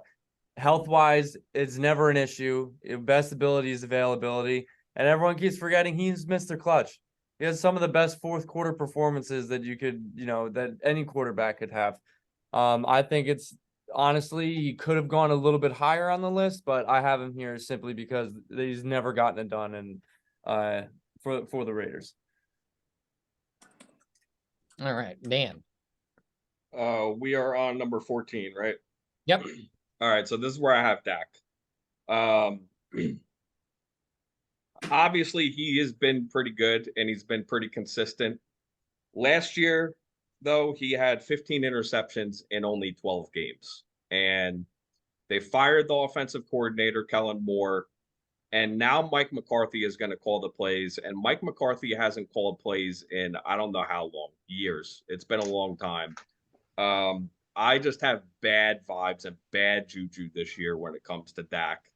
That's why he isn't higher on my list. But I have to give him the edge over a couple of the other guys I have below him because of how good he's been in the past.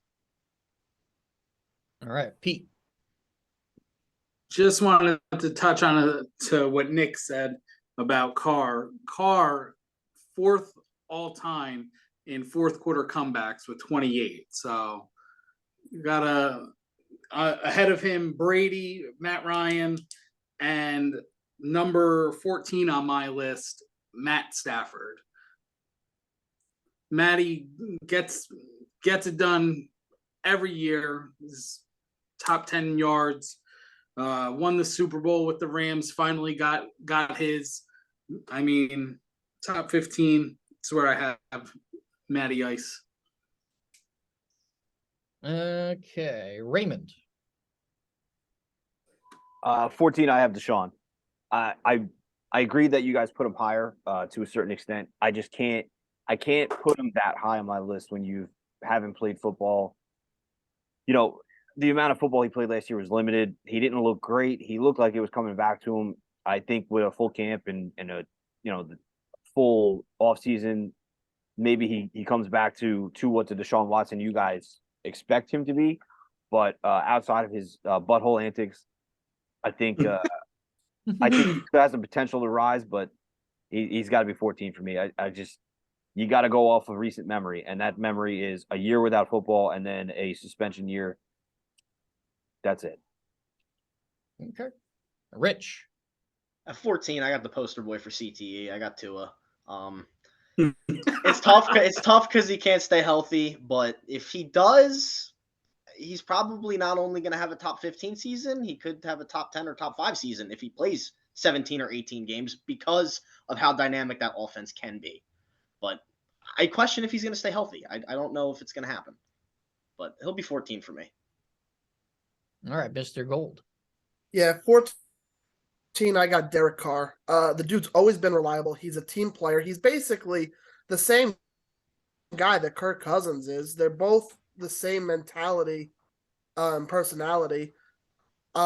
He's just been on really, really bad teams and really, really bad coaching staffs. So I think this is a really good opportunity for him in New Orleans. I think being able to play with Chris Olave and hopefully a healthy Michael Thomas and hopefully a not suspended too long Alvin Kamara, I think he really has a rebound here of what he's been dealing with when he was with the Raiders. All right. I'm actually on Rich's wave here. This is where I have Tua. I got Tua at 14. Can't you, like Jason talked about earlier, he has been really accurate. He has a couple of 6 touchdown games.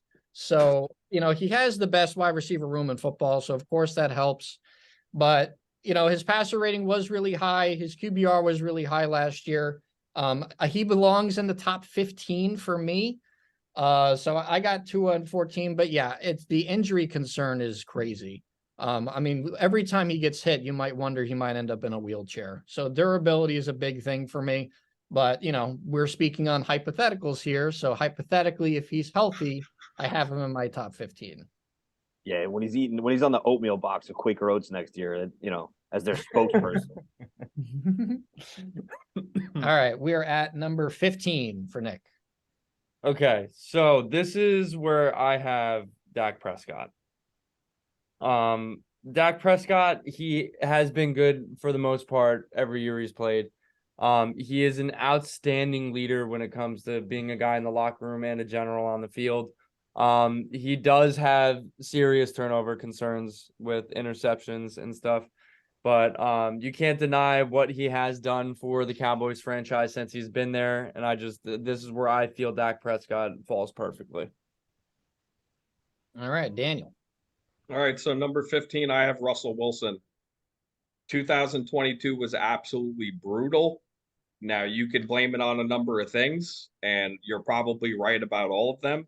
But when you look at what he's done in his career and the fact that there aren't too many Super Bowl winning quarterbacks on this list, I mean, he has to be in the top half of my list just based on that alone. If Sean Payton can't get him to be at least a mid-quarterback, mid-tier, middle of the pack, then maybe he has lost it. But 2 years in a row of that, then I'll start dropping him far. But right now, I can't do that. He's got to be in the middle of the pack for me. All right. Pete is up for number 15. You know what's not cooking? That pick from Dano right there. That is not cooking right. I agree. Now, for a little bit of reality, Don't worry, Dano, I'm coming. quarterback, what do you look for in a quarterback? You look for a winner. And you know who's a proven winner? Russell Wilson. Boy fucking Jimmy, baby. Jimmy Garoppolo. Oh my All goodness. he does is win. I need a new notepad for this. I'm out.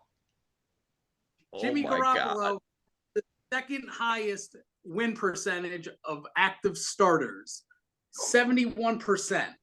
Only For person me, high- let's get the slide of Stafford is and Jimmy G now.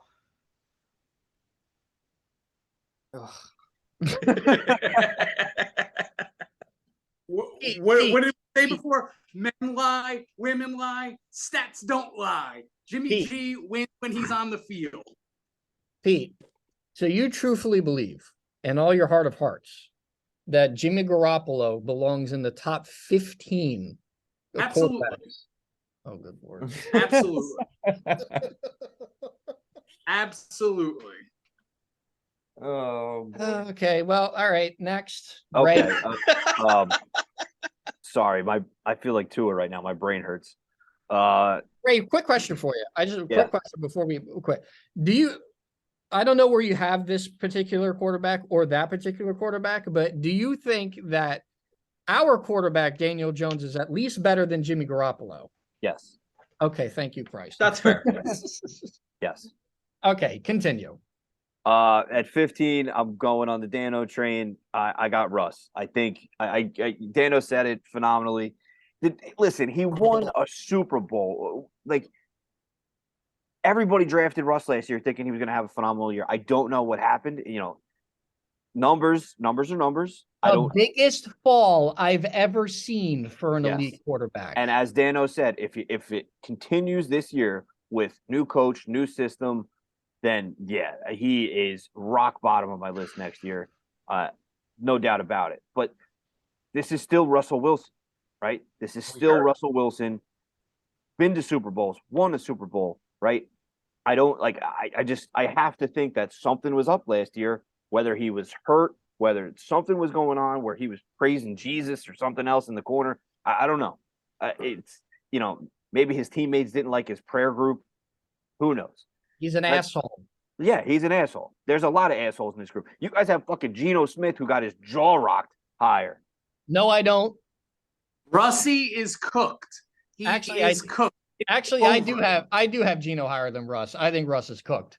All right. Well, I have Geno higher than Russ. That's true. He does. He does. I do not. At number 15, Russ Wilson. Okay. Richard at number 15. So round out my top 15, I have Justin Fields. Just on rushing ability alone, like everybody has alluded to already. I mean, he can't not be in my top 15. If he could get any better at throwing the football, he might be in my top 10 next year. But I'm in on Justin Fields. I think he's gonna improve. 4,000 yards passing. 4K for the nipple. I'm in on it. Mr. Gold is up. Yeah, at 15, I had to put Danny Jones at 15. This is, I believe, the highest I've ever ranked Danny Jones on this list in all these years so far. And it's because he's got some weapons now. He's shown that he can throw the ball. He doesn't turn over the ball like he used to. So I have to give him credit where credit's due in that aspect. He is a top 15 quarterback. And with this year, he has the potential to show me that he can move up even further than that. The Eagles fan thinks Daniel Jones is better than a bunch of other quarterbacks, but the Raiders fan and another Giants fan doesn't. Got it. My number 15, this is where I got Matt Stafford. Can't leave Matt Stafford out of the top 15. Won a Super Bowl 2 years ago, but he looked old and broken down last year. I'm hoping it's just a 1 year thing. Washed. And he could be a little bit, but out of respect to Matthew Stafford, I have him at number 15. I couldn't put him any lower. Would have hurt my heart too much. So that's my 15. Nick for number 16. Okay, this is where I have Geno Smith. Solely on the fact of how he performed last year. It kind of hurt me to put him here anyway, just because of how horrible he has been in the past, but he was an MVP candidate, and I got to give him credit where credit's due. He took all the doubts from every hater, including myself, and proved us wrong. I think I'm just a salty Jets fan because he was on our roster at some point.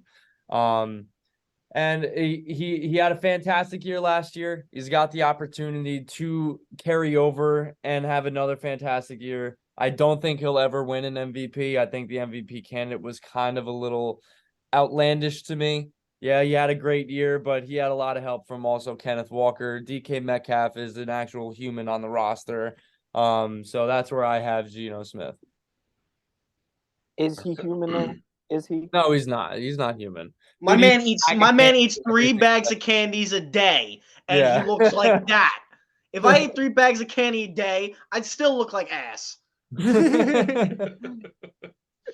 All right, at number 16, this is where I have Matt Stafford, and it kind of goes along on what Zach was saying, just the respect of what the guy has done. He might have one more good productive year in him, but last year he really looked old. He looked hurt.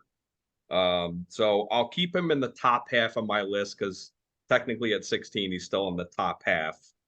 And we'll see what happens this year. But, I'm not really hearing much of anything positive out of the Rams camp right now. So we'll see.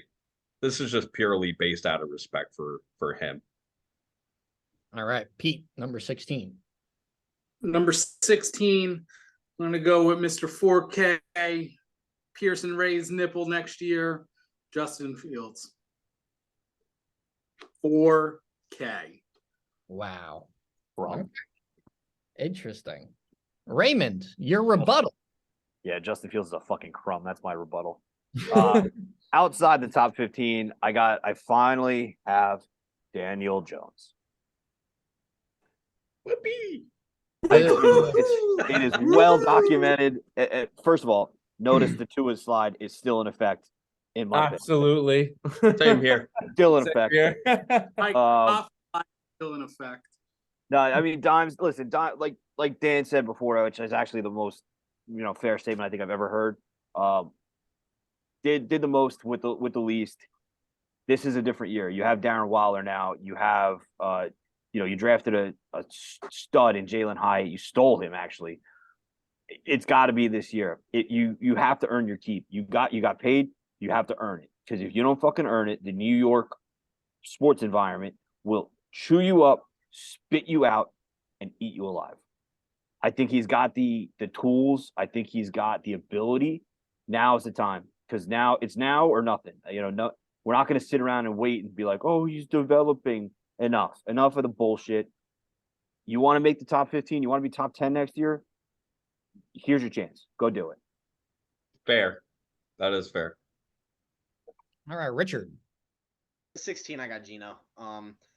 I could have put him at 15 if Justin Fields didn't run for 1,000 yards. I just think Justin Fields is a little more valuable at this point than Geno. But I'm on the Geno train. I think Seattle's got a dark horse shot at winning that division, just on the sole fact that San Fran's quarterback situation is still a little up in the air on who's going to play.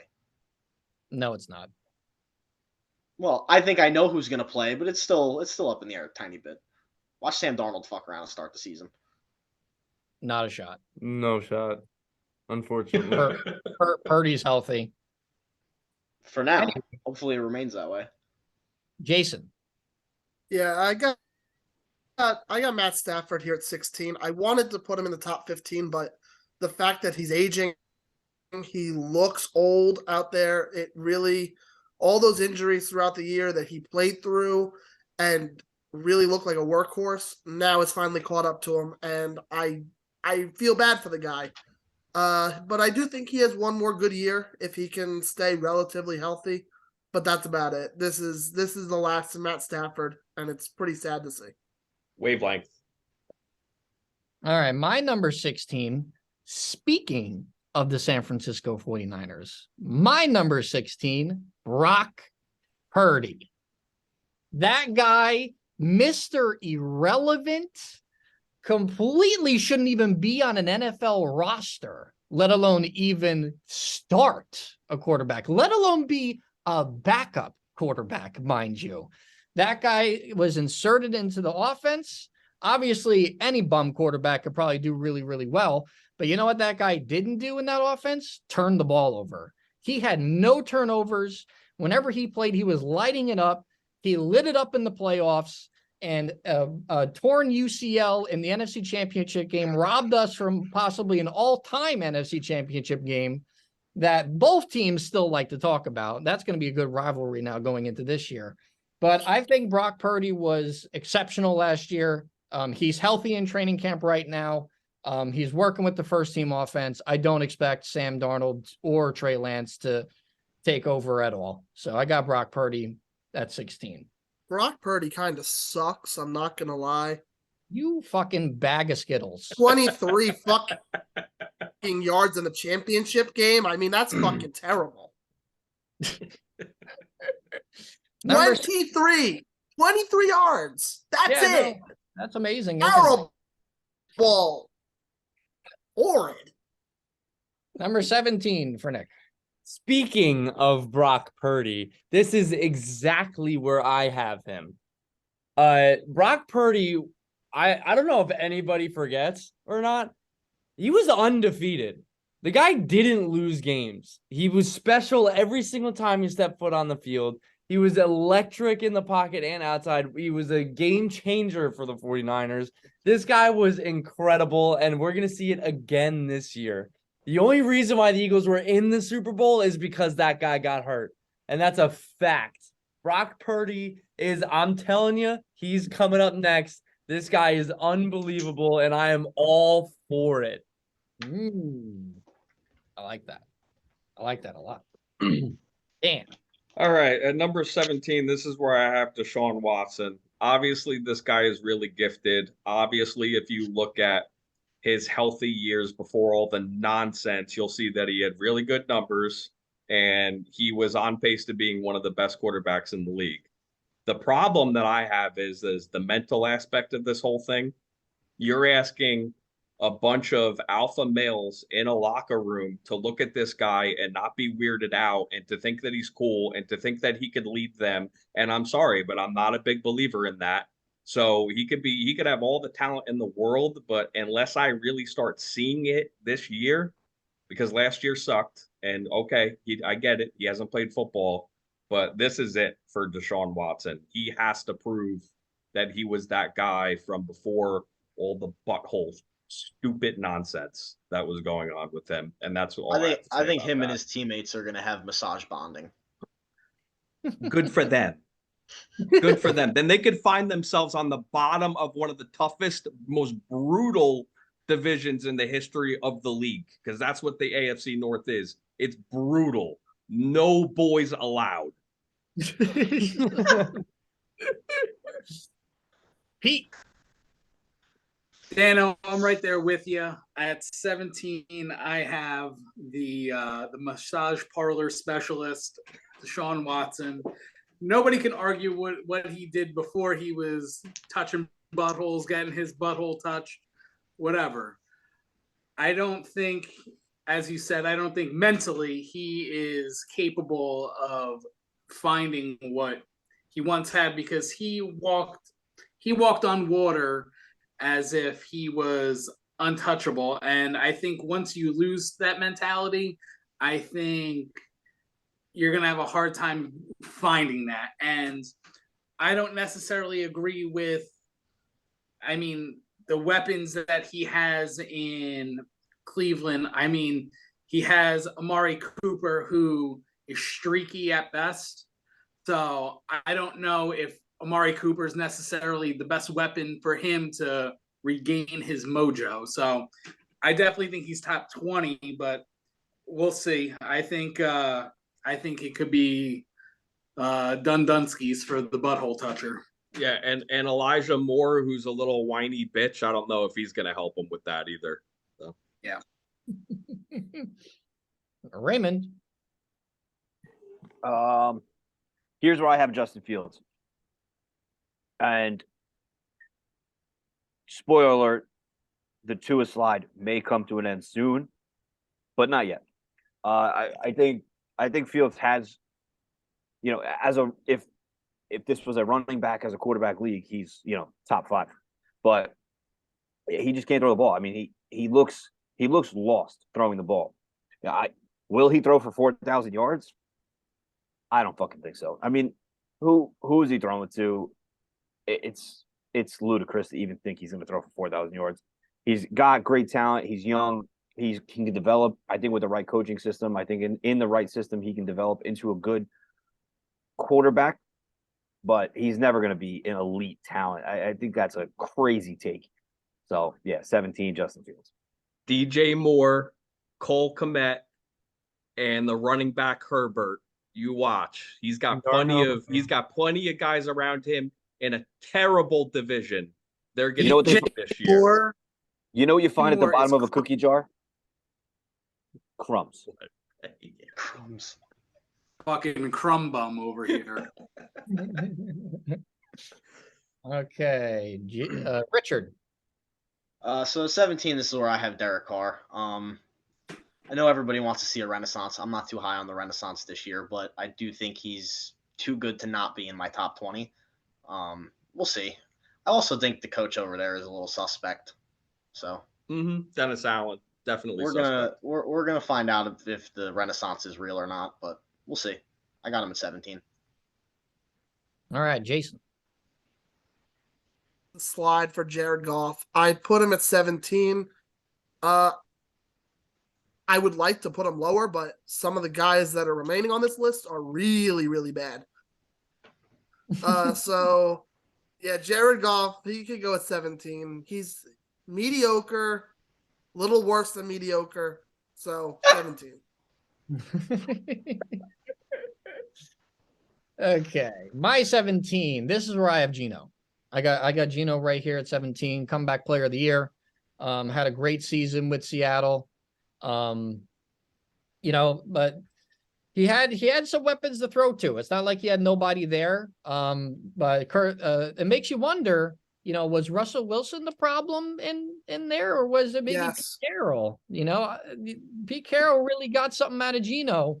And he has a great supporting cast that only got better. But I want to see Geno do it again. Let me see Geno do it again. I got him at 17. He's very limited. He's pretty much a statue in there at this point in his career. So we'll see what happens. Nick at number 18. Number 18 is where I have Justin Fields. Solely on the fact of how gifted he is running the football. I have a hard time even calling him a quarterback because the guy literally can't hit a broadside of a barn.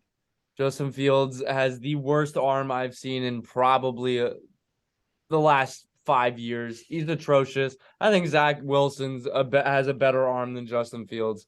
And that's not, I'm not bullshitting you. I think Justin Fields is atrocious when it comes to throwing the football. Literally the only reason why everyone's on the hype train is because he's just good for fantasy. The guy fucking sucks. Get over it. I'm just appalled at the fact that you mentioned Zach Wilson tonight. Like, really? That's just to show you how bad he is at throwing a football. You know Zach what? Turn on garbage. Turn on that college tape. He was pretty good at throwing the ball. I don't know. This ain't college. Raised him. One pass. He threw one good pass in his pro day, and everybody creamed their pants. 4K. You guys are unbelievable with that statement. You're wild. He wouldn't sniff 3,500 even with all the weapons he has. Good Lord. Dan's next. All right. So at number 18, I have Derek Carr. While I do understand that he's been on really crap teams and he's never had a defense and he has had a lot of comeback performances, he's never shown me that he has the ability to carry a team. He's never thrown for more than 28 touchdown passes. So he's on the bottom half of my list. I think that the Saints overpaid for him a little bit, but I get it. You need somebody to be the quarterback of your team, and you're going to overpay somebody like a Derek Carr. But yeah, I'm not expecting too much out of him this year. We'll see. But that's where I have Derek Carr. All right, pizza. My slide of Jared Goff comes to an end here at 18. I think, he's just passed around. I don't really have much to say about it. Top 20. That's it. Just blasphemy. Raise up. The Tua slide is not over. We got Geno here. Yeah, at 18, it's Geno. Again, this is the same Geno Smith that has been in the league. Someone said 9 years. Is that fact or not? 9. 9. He had a phenomenal year, and I think that goes to show you that systems matter, coaching matters, and when you have ridiculous freaks, aliens like DK Metcalf, anything is possible. But Tua has Waddle and Hill, and he can't do shit. Hence why he's still not on my list. So, yeah, I think Geno sits here at number 18, and I think that's where he belongs. He's a middle of the road guy. He came in, he proved what he had to do. He got the bag. Good for him, man. I hope he has a good life. I hope he has another good year, and good for him. I root for Geno Smith. I mean, all indications are that he's matured as a person I will and that he's forever hate. respected in the locker room. I will forever hate him. And that fat, fucking slick-haired piece of shit for what they did to Eli. Yep. He's not wrong. It wasn't his fault. He who must never be named. It was his fault. It was not his He fault. was part of it, and you know it. Blame your coaching staff and your general manager. Oh, I do. Oh, I do. Good riddance. I hope they're rotting somewhere, and I hope they get pummeled. I hope fucking Deshaun gets their buttholes touched. That Boston accent speaking motherfucker, Dave Gettleman. He was a Trojan horse. He was a Trojan horse put God. in there to make the New York Giants fail. It was like a fucking plant. Gross. Ugh. All right, Richard. At 18, I got Brock Purdy. Now, I don't think Brock Purdy is a great quarterback. I think Brock Purdy is a good quarterback, an average quarterback. I just think San Francisco's coaching staff and their talent is above and beyond better than maybe everybody except for Philadelphia in the conference. And I think any average quarterback playing in San Francisco is going to play like a top 20 quarterback. So that's why I have Brock Purdy at 18. All right. Jason. Yeah, I got Justin Fields at number 18. Really just on his running ability alone. But the ceiling is absolutely through the roof if he even comes close to learning how to throw the ball. Just show me you could throw the ball and you're easily top 10. You're easily going to be top 5 because you can run 1,000 yards. That's ridiculous. That doesn't happen. I don't see him throwing 4K though. That's not happen. Yeah, I'm with you on that one, Jason. He's my keeper in fantasy. I want it. So my number 18, this is where I have Derek Carr. I'm riding the wave with Dan here. He had such a bad year last year. He has been usually with bad coaching and bad teams. So like it was a little surprising to see him regress that much because he should be used to being on a bad team with bad coaching. But you know, he is in New Orleans now. Hopefully Michael Thomas is healthy. I don't like their head coach there. I just don't really expect too much from Derek Carr this year. Boo, Michael Thomas. Yeah, I Took just the money and ran. That guy's a bum. Yeah, I just don't think he's going to do anything crazy. So I have Derek Carr at 18. Nick for number 19. All right. This is where I have Russell Wilson. Primarily out of respect for being able to win a Super Bowl in the past. He has had some great years. I think he could have been much higher on the list if last year wasn't so god awful. It was the worst football I've ever seen in my life. I've never seen somebody plummet, performance every week plummet so bad. Because we call that having a Tua. Dude, Russell Wilson, I gotta still give him some credit. This is where I put him. He gets no fucking credit. All right, so number 19, this is where I have Jimmy G. And it's based on his career 4-to-1 touchdown to interception ratio. If it had not been for the fact that he was made of glass, then he'd be much higher on my list because he is, I think he is an above average quarterback. But the guy has shown an inability to stay healthy no matter where he's been. And I don't think that is going to change too much. And oh man, the Raiders offensive line, the interior of that offensive line really scares you. And if they could hold up enough to keep him upright in the pocket for close to 2.5 seconds, maybe he'll have a chance at success this year. Josh McDaniels is the worst coach in football. Sorry. So Pete, who's your number 19 there? Oh, and by the way, the Tua slide continues. Yeah, it does. Yes, it does. So 19 for me, I am just going to go with Daniel Jones. Continue.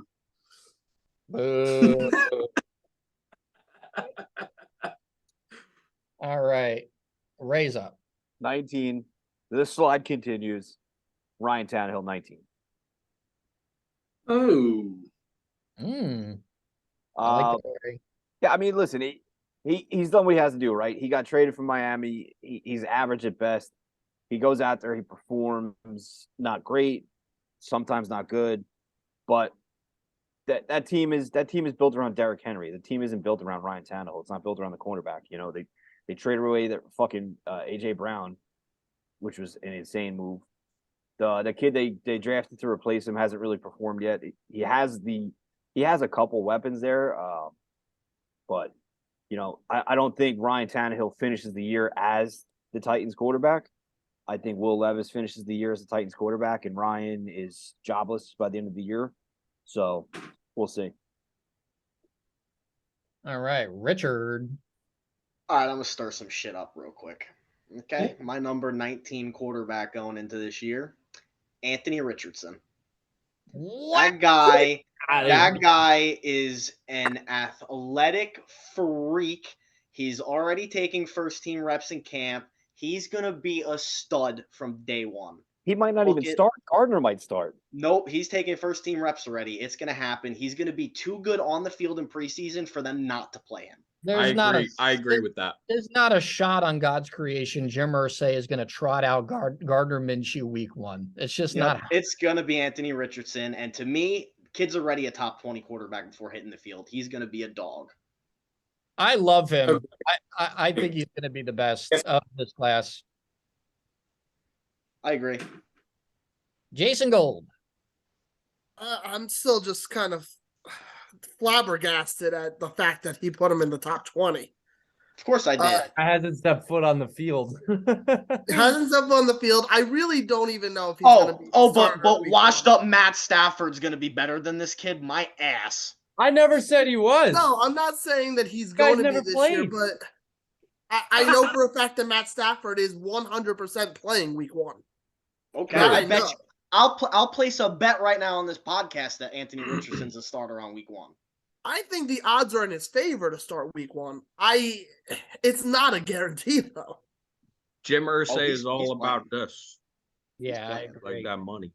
He's gonna play, and especially if Jonathan Taylor's not on the field, they need that guy on the field if Jonathan Taylor don't show up. facts. Also true.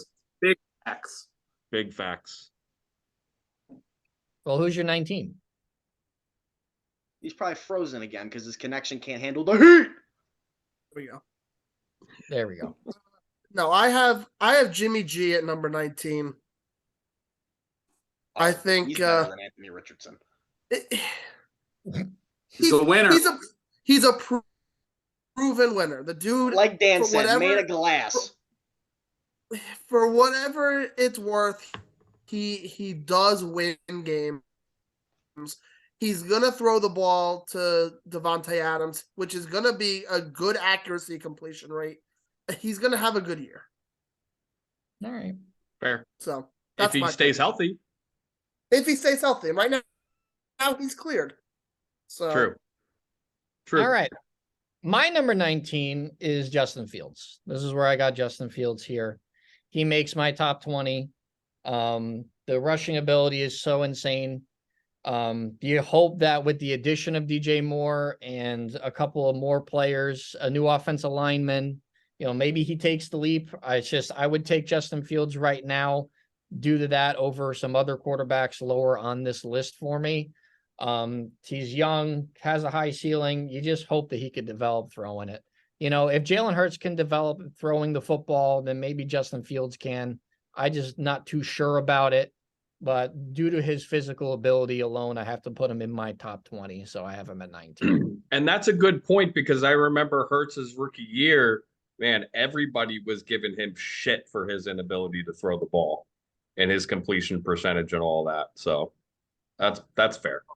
It's been 2 years of witnessing garbage, though.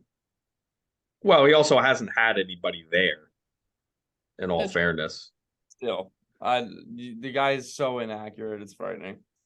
Number 20. This year. Number 20. All right, this is where I have Jimmy Garoppolo. Like everyone said, the guy's a winner. He's made it to the Super Bowl once before and almost won it if it wasn't for one throw.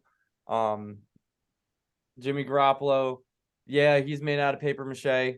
He's not reliable in the slightest. It's hard to even trust him on your roster, especially if you don't have everything around him. But you got to give the guy some credit. He's been a winner his whole career. All right, Dan. All right, so at number 20, this is where I have Ryan Tannehill. The terrible turnovers and the fact that he's made some bad decisions in some big spots, including turning the ball over in big spots in the playoffs, is what keeps him from being higher on this list. Because I do think that he has the respect of his teammates and is kind of a leader in that locker room and in the huddle. But his performance just keeps him from being in that top half of the list for me. Fair. Pete. So number 20, rounded out. Got to give it to the former Super Bowl champion, Russie Wilson. I still think he's cooked. I don't think there's any more magic left in that arm or legs. And I think he's gone to Denver to roll over and die. So, but I still put him in the top 20 just because outside of the top 20, it's either unproven or fucking hot trash. But if I could put Russell Wilson lower, I would without. Well, without knowing what else you have, I'm going Russie in the 20. All right, Raymond at number 20. 20, I got Jimmy G. Same. Everybody said it already. Guy's made of glass, but he's a proven winner. He's got it done before. I like what he has in Vegas. I hope he can develop some chemistry with those guys, and hopefully they can string something together. That team is, Pete's been one of my best friends since we were fucking 15 years old, so I've felt his pain for a long time. But I just don't think it's enough to get it done. Unfortunately, I don't know where the future goes. I'd like to see Jimmy win, but I don't think it's enough to compete with these other quarterbacks. But top 20, maybe. Yeah, Jimmy G's number 20 on my list. They need Josh Jacobs. They need him right now. He needs to Without play. Josh Jacobs, the team is done. Yes. Yeah, 100%. Richard, number 20. To round out my top 20, the slide ends for me. I'll give it to Matt Stafford. I'll give him the respect of being a top 20 quarterback still. He's washed, though. I think it's done.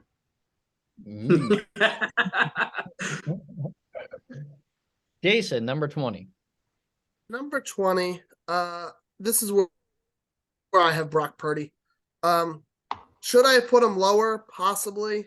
But everyone after this pick is literally either a rookie or straight up garbage. So Brock Purdy goes at number 20. Also, I hear my baby crying in the other room, and my crock pot is almost done.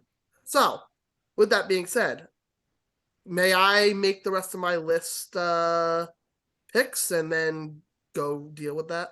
Yes. You go do daddy duties. So, I got Russell Wilson at number 21. Dude sucks.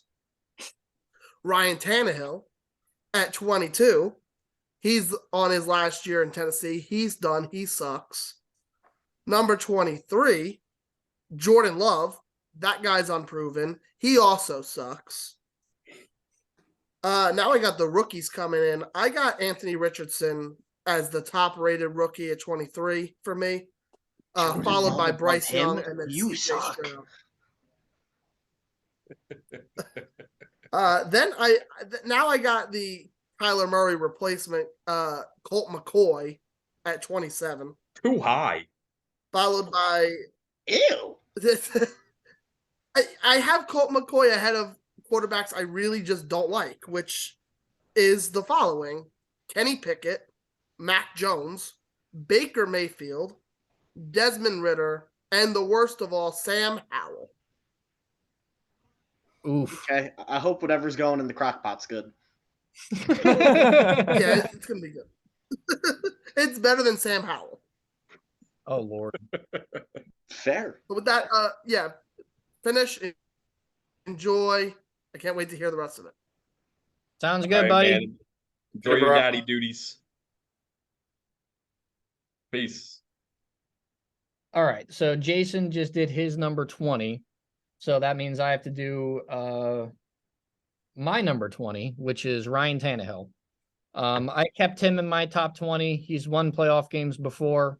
He does have some pretty boneheaded interceptions, but he's kind of been a model of consistency for Tennessee too, ever since post Marcus Mariota. So, I mean, he's led them to the number 1 seed before in the AFC. So, he's not going to be there forever. They drafted Will Levis for a reason. But I don't think Will Levis is ready. I think Tannehill stays there this year. So I got him at 20. Nick, 21. All right, 21. I know he's hurt and he's probably not starting the season. Don't even know when he's coming back this season, but it is still his team. I have Kyler Murray at 21. Yes, this little toddler running fidget can pick up some yards with his legs on the field. He has a decent arm talent. He can win some games for you solely on his back, but mentally he's not a leader. He's a locker room issue. The only reason at all he's even on this list is purely based off of talent alone. So Kyler Murray, this is where I have him. $43 million a year, Kyler Murray, by the way. Yep. The Arizona Cardinals chose wrong that day. That's all I'm going to say. Dan's up, 21. At 21, I have Brock Purdy. He finished 3rd in Offensive Rookie of the Year with 13 touchdowns and 4 interceptions. I just hope he doesn't follow along as like Jimmy G as being this really good quarterback, actually, who's made of glass. Like, I hope he can step in and really take control and put it all together for an entire season. But it was hard. It was hard to keep him out of the top 20, but just based on the fact that he didn't play all the games and we only saw a short window of it, I couldn't put him in my top 20. I couldn't put him above Ryan Tannehill. All right. Pete. 21. I'm with you, Dan. I got Brock Purdy. I love to see what a full year and healthy looks like with him. I mean, who knows? Kid worked well in the system last year, so we'll see what old Brock can do this year. But yeah, I got him outside the top 20, 21. Keep it rolling. Brock Purdy, 21. All right. Richard. I finally got the guy that got fired from Subway, Russell Wilson, at 21. He's so cooked. He's so cooked. I don't see a resurgence. If there was any shot, it might be Sean Payton, but we'll see. I think he's cooked. The slide continues. I mean, listen, personally, after what Sean Payton said, I hope that's what happens. I don't disagree, but like if there was any shot to save this guy, he's probably the guy to fix it. Mm-hmm. No doubt. 21 for me. This is where I got Jimmy G. Proven winner. Doesn't turn the ball over too much, but he just can't stay healthy. Can't stay healthy at all. Unreliable. I just don't know how much more he's got left. He's got Devonta Adams to throw to this year, but how many games is he going to play? Is Josh McDaniels going to fucking ruin him too? I know he was with his system in New England, but I just don't know. I'm not a big Jimmy G guy, but he's a perfect bridge quarterback if you're looking to draft somebody. If our bold prediction, if Jimmy G plays 14 games, the Raiders make the wild card. He's just so high. It's just so frightening. In the AFC. I mean, if it was the NFC, maybe I'll throw you a bone. But the Raiders do play in the AFC West, just to let you know. Yeah, I know. It's tough sledding. It's going to be tough sledding for the Raiders this year, man. I don't know. We'll see. I'm looking forward to my bet hitting with us, Pete. Don't worry. Listen, can we change where we go? Because I don't know if we want to go to a Yankee game. This is true. We might modify it. We might modify it in the future. Don't worry. Who So now 22. we're going to 22, Yes. Nick. All right, at 22, the Tua slide is ending. This is where Tua is going for me, solely on the fact because he has, he did have a 6-touchdown performance game. He did throw for a bunch of yards, but the only reason why he's above everyone else on this list is because of that reason. Because the Dolphins team is so good, they almost beat the Bills with their third string. And I think there's just so much talent on that roster, and that's the reason why Tua is even remotely acceptable as a quarterback. Wow, I actually, you put it perfectly. Yeah, the Tua slide ends for me at 22.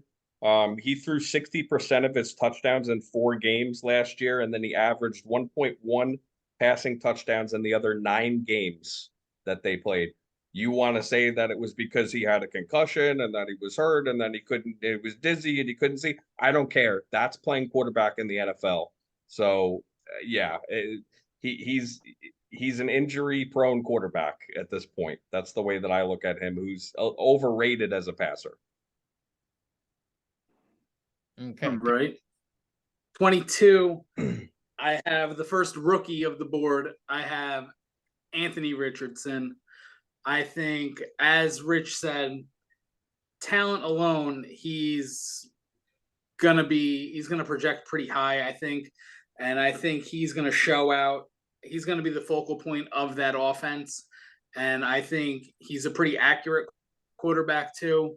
So don't sleep on him throwing dimes to Michael Pittman.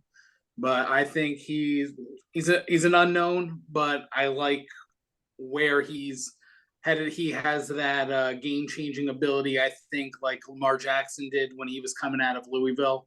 So I'm excited to see what he does in Indy. So I got him over at 22. I like to add Shane Steichen's over there now, and he did a real good job with Jalen Hurts over in Philly. Yes, sir. All right, raise up. Well, the slide comes to an end. I also have Tua sitting here, and I'm going to take a different perspective on it too. I'm going to put my my little medical cap back on here. I've been in the medical field for a long time, and as a person who's suffered from many concussions and CTE, head trauma, like it's becoming a health thing. What we saw in Tua's concussion, where his hands locked, and that scary scene where he was on the field like looking like a dead man, looking like a corpse. Like that's a significant head injury, and it's like, and I want to laugh, but this is all true. Like, you have medical experts that are begging this kid, stop playing football. Like, your health is in jeopardy.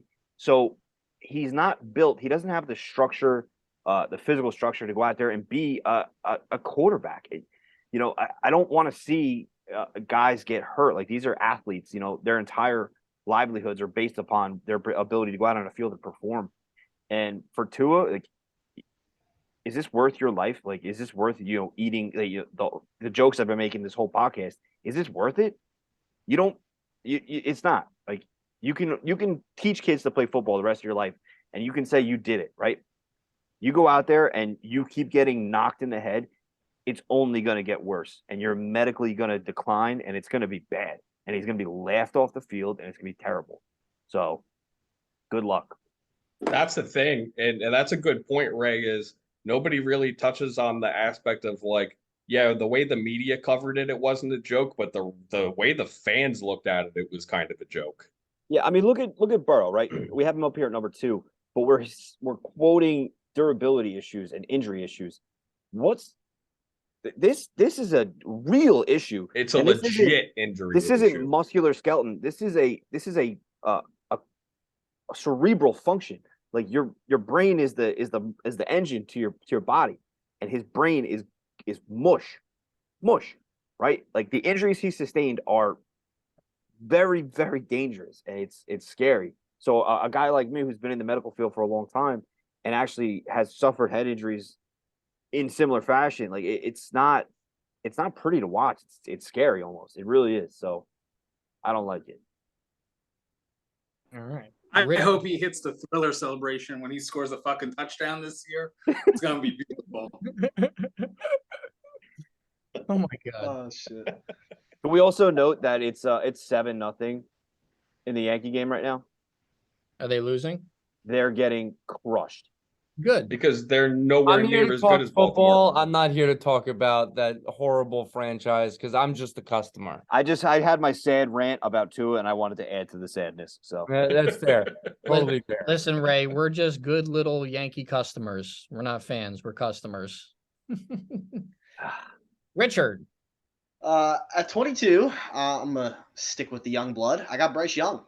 I think another kid who's gonna be a stud. All right. My 22, I actually have because I can't put the rookie quarterbacks high because they're unknowns. I don't know what they're gonna do. I have them over like other really shitty backup quarterbacks they're gonna be starting this year. But I'm gonna throw Kenny Pickett at number 22 here. There's nothing flashy about him. He doesn't really throw too many yards, but he takes care of the football. He never, ever really turned the ball over too much. He won a decent amount of games for Pittsburgh when they didn't really have a whole lot going on there. I don't expect him to be this superstar elite quarterback. I expect him to be maybe a pretty solid starter. So, I mean, he's in the 20s. So I can't put rookie quarterbacks ahead of this guy. I don't know. I can. I know you can. Pickett sucks. I'm just gonna be the one to say it. Pickett's not good. I Sorry. agree with you entirely. His hand is small. Pickett's entire draft stock was based off of a fake slide video because he faked out somebody because he used to be a baseball player. Listen, the rest of the quarterbacks on my list are not any better. I'm sorry. And that's the thing is once you get to this point in your list, Yeah. it's like I still got a few that are better than him. Okay, we're moving on to 23. this is the bottom of the cookie jar, boys. All right. Yeah. This is where I have Anthony Richardson solely on the specimen of a human that he is and the potential that he does bring to the NFL. I think this guy is going to be Cam Newton 2.0. I think he's going to be the best quarterback out of this draft class. Yeah, there's not really much to say. It's all an unknown. The guy's a freak athlete, Anthony Richardson. all right, at 23, I actually have Mac Jones, and the reason is pretty simple. His rookie year, he finished second in offensive rookie of the year voting.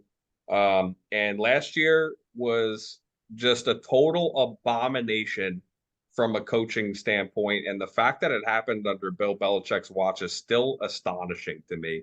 That they could have a special teams coordinator and a defensive coordinator split the duties as the offensive coordinator. I don't know if we'll ever see that again. And they did this kid a complete disservice. He doesn't have a ton of ability, but he has the ability to actually stand in there and play quarterback in the pocket. So I have to give him some benefit of the doubt that with a real OC, he could return to at least that form from his rookie year. I like that, Daniel. Pete. I'm with Dan. I have Mac Jones too. I'm thinking last year's got to be a fluke, right? You don't just fall off like that, especially with Billy calling the shots. I feel like he should have some sort of bounce back. But yeah, I got Mac Jones there too. All right, Ray. Mac Jones, 23. All right, nice. Rich. This is where I got Jimmy G. That's Yes. it. He's made of glass. Made of glass. This is 20. 23. 23. I'm sorry. This is where I have Mac Jones too. Pretty much everything that Dan had said. He had two different coaches being his offensive coordinator last year. It's just there's not a shot on God's creation that it can work for anybody. And that's actually one of the reasons why Bill Belichick is on the flaming hot seat this year. And because as a rookie, I mean, he went to the playoffs and he had the second highest completion percentage. And there's not a whole lot of weapons in New England. Like Mac Jones isn't anything special and he's not anything great, but I have to give him the benefit of the doubt from last year. So I have him at 23 as well. And I also have Mac Jones here as well. There's not really much to say about it. Pretty much everyone's covered the basis. So you have Jones at 24. Yes. Okay. All right, 24, I have Kenny Pickett. He started out really, really rocky last year, to the point where I thought that he might even be a one and done bust. But he closed it out strong. In his final 5 games, he had a 4-to-1 touchdown to interception ratio. If he continues that and they could put a running game with him with their receiving corps the way it is, I mean, the defense is still kind of strong. So he has a shot to pick it up and move himself up on my list next year. All right. Pete. I have Tannehill here. I think the addition to D-Hop doesn't hurt. I mean, we know that team's a run-first team, and the offense filters through Henry. But, I mean, probably Tannehill's not going to be starting by the end of the year, I would imagine. But then again, Will Levis could just be a complete shithead and really fucking terrible. So who knows? Tannehill, he's mediocre. I mean, he does just enough to get to the next game. So I have him here in QB no man's land. All right. Raymond. Yeah, I got Pickett here as well. I think Dano killed it. I do think he has some intangibles that he showed flashes of why he could be better. I don't know if he's going to improve or not. It's Pittsburgh is a weird team right now. There's not much going on. You look at them as a once powerhouse that was always in the mix, always good, and now you're looking at them like seeing a couple of years. It feels like that rebuild, but are you really rebuilding? Like, what are you doing? Yeah, I think they held on to Big Ben too long, and now they're in this wasteland of just suckiness for a couple of years. They're in the cycle of mediocrity, I think, right now. Yeah, that purgatory that teams hit when they're in purgatory. So Kenny Pickett, 24. I also think that Dano hit a good point too. This is why you haven't heard me mention a single rookie quarterback. I don't like judging, when you take a rookie quarterback in his first year, you draft him and you throw him right to the wolves of the NFL. Like it's a huge step up in competition. And that first year, I think the league runs by them, and there's just not enough time. Like that first year is hard. It's really hard as a rookie to succeed in your first year. And I think expectations from guys like Andrew Luck, RG3, Joe Burrow, I think guys like that set the bar so high that to come out as a first year and really succeed and be measured accurately almost is impossible. So, agree. All right, Richard. I got Ryan Tannehill. Pete touched on it already. He's pretty mediocre. I'm not a big Tannehill guy. D-Hop will help though, I think, but Will Levis is probably going to play the final 5 to 6 games of their season, in my opinion. Can I interject? I don't think he's going to see the field, and that's only because of Vrabel being the head coach there. I think that he's going to want them to be competitive through the year, and I really think it's just going to be a redshirt year for Levis. I think he fell where he did in the draft for a reason. I think you're right. He's a mayo muncher, so. Mm-hmm. Yeah. My 24, this is where the slide of Russell Wilson stops for me. I mean, I've never seen an elite quarterback like Russell Wilson be that bad that quickly. I understand the coaching there was not good, but I mean, you're paying this guy $230 million, and he looked like he didn't belong on the football field. And the only reason why I don't have him any lower is because there are rookies underneath him and fucking backups. So I think he's cooked. If anybody could fix him, hopefully it's Sean Payton. But I mean, he didn't even look like the same person on the football field last year. So I just don't have too much stock in him. And I think that's going to very, very quickly be the worst contract in the entire NFL. I think their number one hit for him. What's up? I think Sierra needs a number one hit to get him going. Oh, Lord. Those days are long gone. Yeah, really. Oh, it's winning. It's over.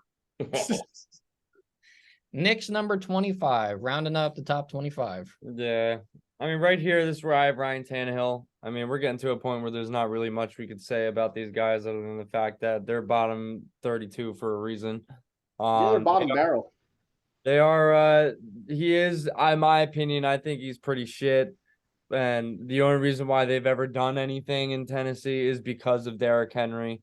I think Ryan Tannehill is a product of his environment with the defense, primarily just trying to stop Derrick Henry. But yeah, that's pretty much it. All right, number 25 of my first rookie is Bryce Young. To me, he's the most ready to play out of all the quarterbacks. And, they have Frank Reich there. And I think that's going to be a much easier transition for him as a rookie. They do have, they have some weapons. They don't have a lot of weapons. I think he's going to struggle. I think it's going to be a tough year. I think it's going to be a tough year for every rookie quarterback because, you look at Anthony Richardson. Well, if he has success this year, he's going to be carrying that team on his back. So, we'll see about him. But, for my money, the best polished quarterback right now as a rookie is Bryce Young. And that's where I have him, where he's at. All right, Pete. With this, I'm going with my second rookie quarterback. I got CJ Stroud from Houston. I think he's the best passing quarterback out of the rookie class. I was very high on him. I think he has a lot of potential to be pretty good. I don't know initially if he'll be as good as Anthony Richardson, but I think he'll still be he'll be feasible to throw out there. So that's who my next pick is. All right, Ray, 25. 25. This is again, like Dano said, this is where I get Bryce Young. I do think he's one of the better potential guys in the league. I think the love for Anthony Richardson is kind of wild. The dude, Cam Newton 2.0, maybe. I don't know. It's just I hate judging rookies. I really do. I got Bryce here. I think he's got a good system he's going into. Carolina added some nice pieces. Let's see what he can do. Rich, 25. I'm also with Pete here. I got CJ Stroud. I liked Stroud throughout the whole drafting process.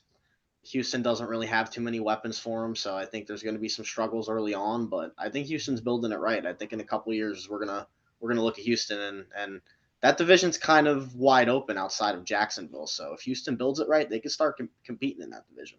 I agree. I like DeMarco. Houston's on the up. I like DeMarco too. Don't forget they're getting John Mechie back too. D'Amico. Oh yeah, Mechie. That's right. Yeah, Mechie. Yeah, he was a good prospect coming out in college. Unfortunately, he just got sick. But D'Amico Ryans is huge. Yeah, huge. All right, my number 25. This is actually where I have Jordan Love. He did come in relief a couple times for Aaron Rodgers, and he looked pretty decent. He's been in the league for 5 years now. I have to think he does something right with Aaron Jones, and the offensive line still pretty decent. He's got pretty decent young wide receivers on that team.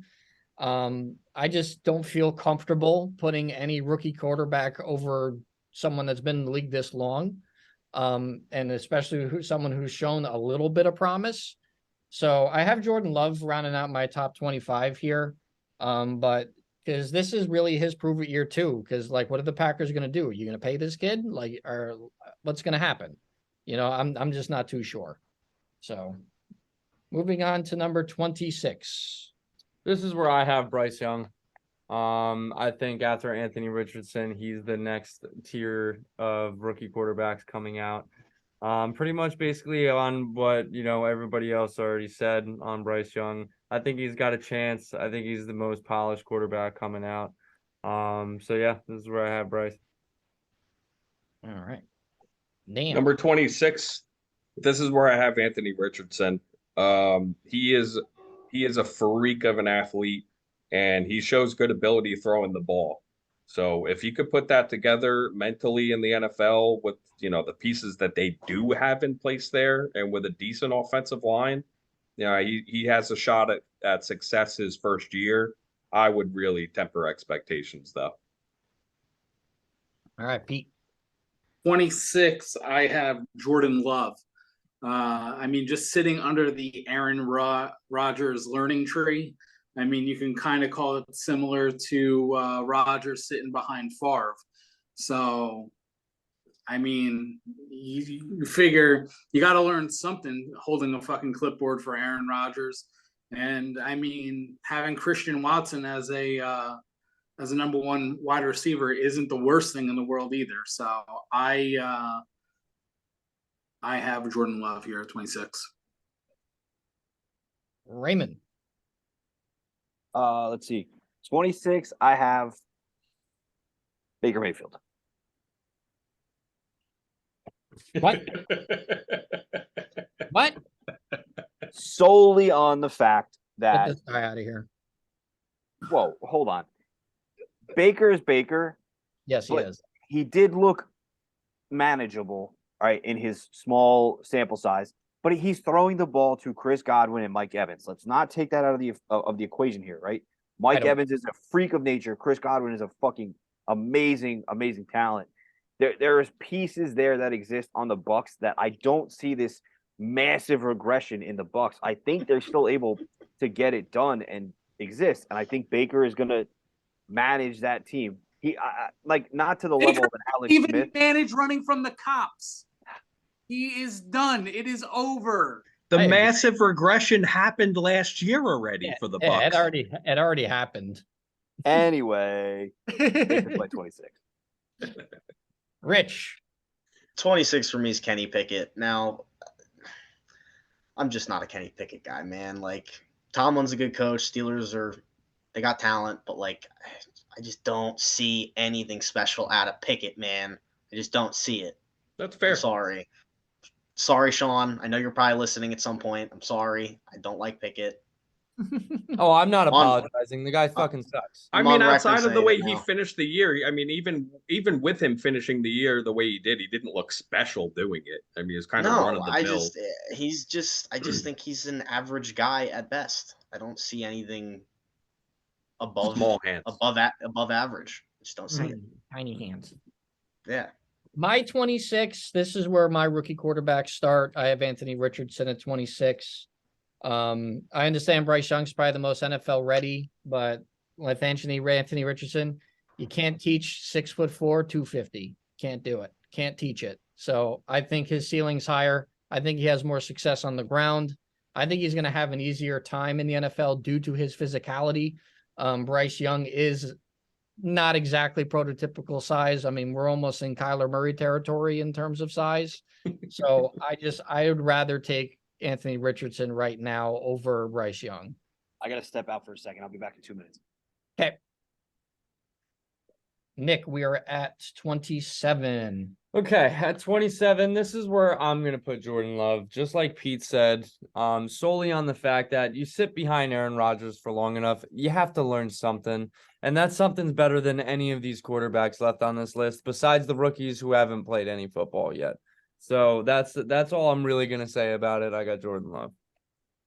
All right, at 27, I have CJ Stroud. He had over 8,000 yards passing and 85 touchdowns in 2 years at Ohio State. He was phenomenally productive.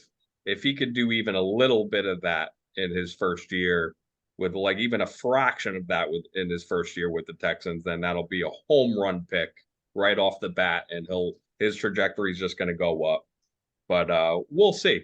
We'll see. As far as his readiness to play, it doesn't look like he's as ready to play as Bryce and even Richardson right now. Yes. That's what I've been reading too. Pete. So I'm gonna go with old small hands out of Pittsburgh. I heard that they put the football in his hands and his hands disappeared. You couldn't see them. That's how fucking small his hands are. So I do think he might with Pickens playing his second year, I think that might help him. He's got Deontay Johnson still, so I'm not a fan. I feel like he's a really, really awful bootleg version of Justin Herbert. And it's not even close. Time out. Justin Herbert. Time out real quick. You put Justin Herbert in the same sentence as Kenny Pickett? Yeah, that's right. Yeah, I did. The Raiders bias is seeping out of your skin. Pickett sucks, and so does Herbert. Oh, good Lord. All right, since Ray's not back yet, Rich, you go. We'll do your 27. So at 27, I got Jordan Love. I'm not behind it though. I think Green Bay's finishing last in that division. I think Jordan Love stinks. I think there's a reason why they held on to Rodgers a little bit longer than they wanted to. I think he sucks. On to the next one. My number 27, this is where I have Bryce Young, right after Anthony Richardson. This is kind of where the rookie quarterbacks go for me. And most NFL ready out of all of them, but the size and possible durability issues fucking scare the shit out of me. Just because, we've now seen it with Kyler. We've seen it with Tua. Guys that size just don't last at that position. So hopefully he's built a little bit different, but obviously he's a very smart quarterback. That's one of the biggest attributes for him is how smart he is.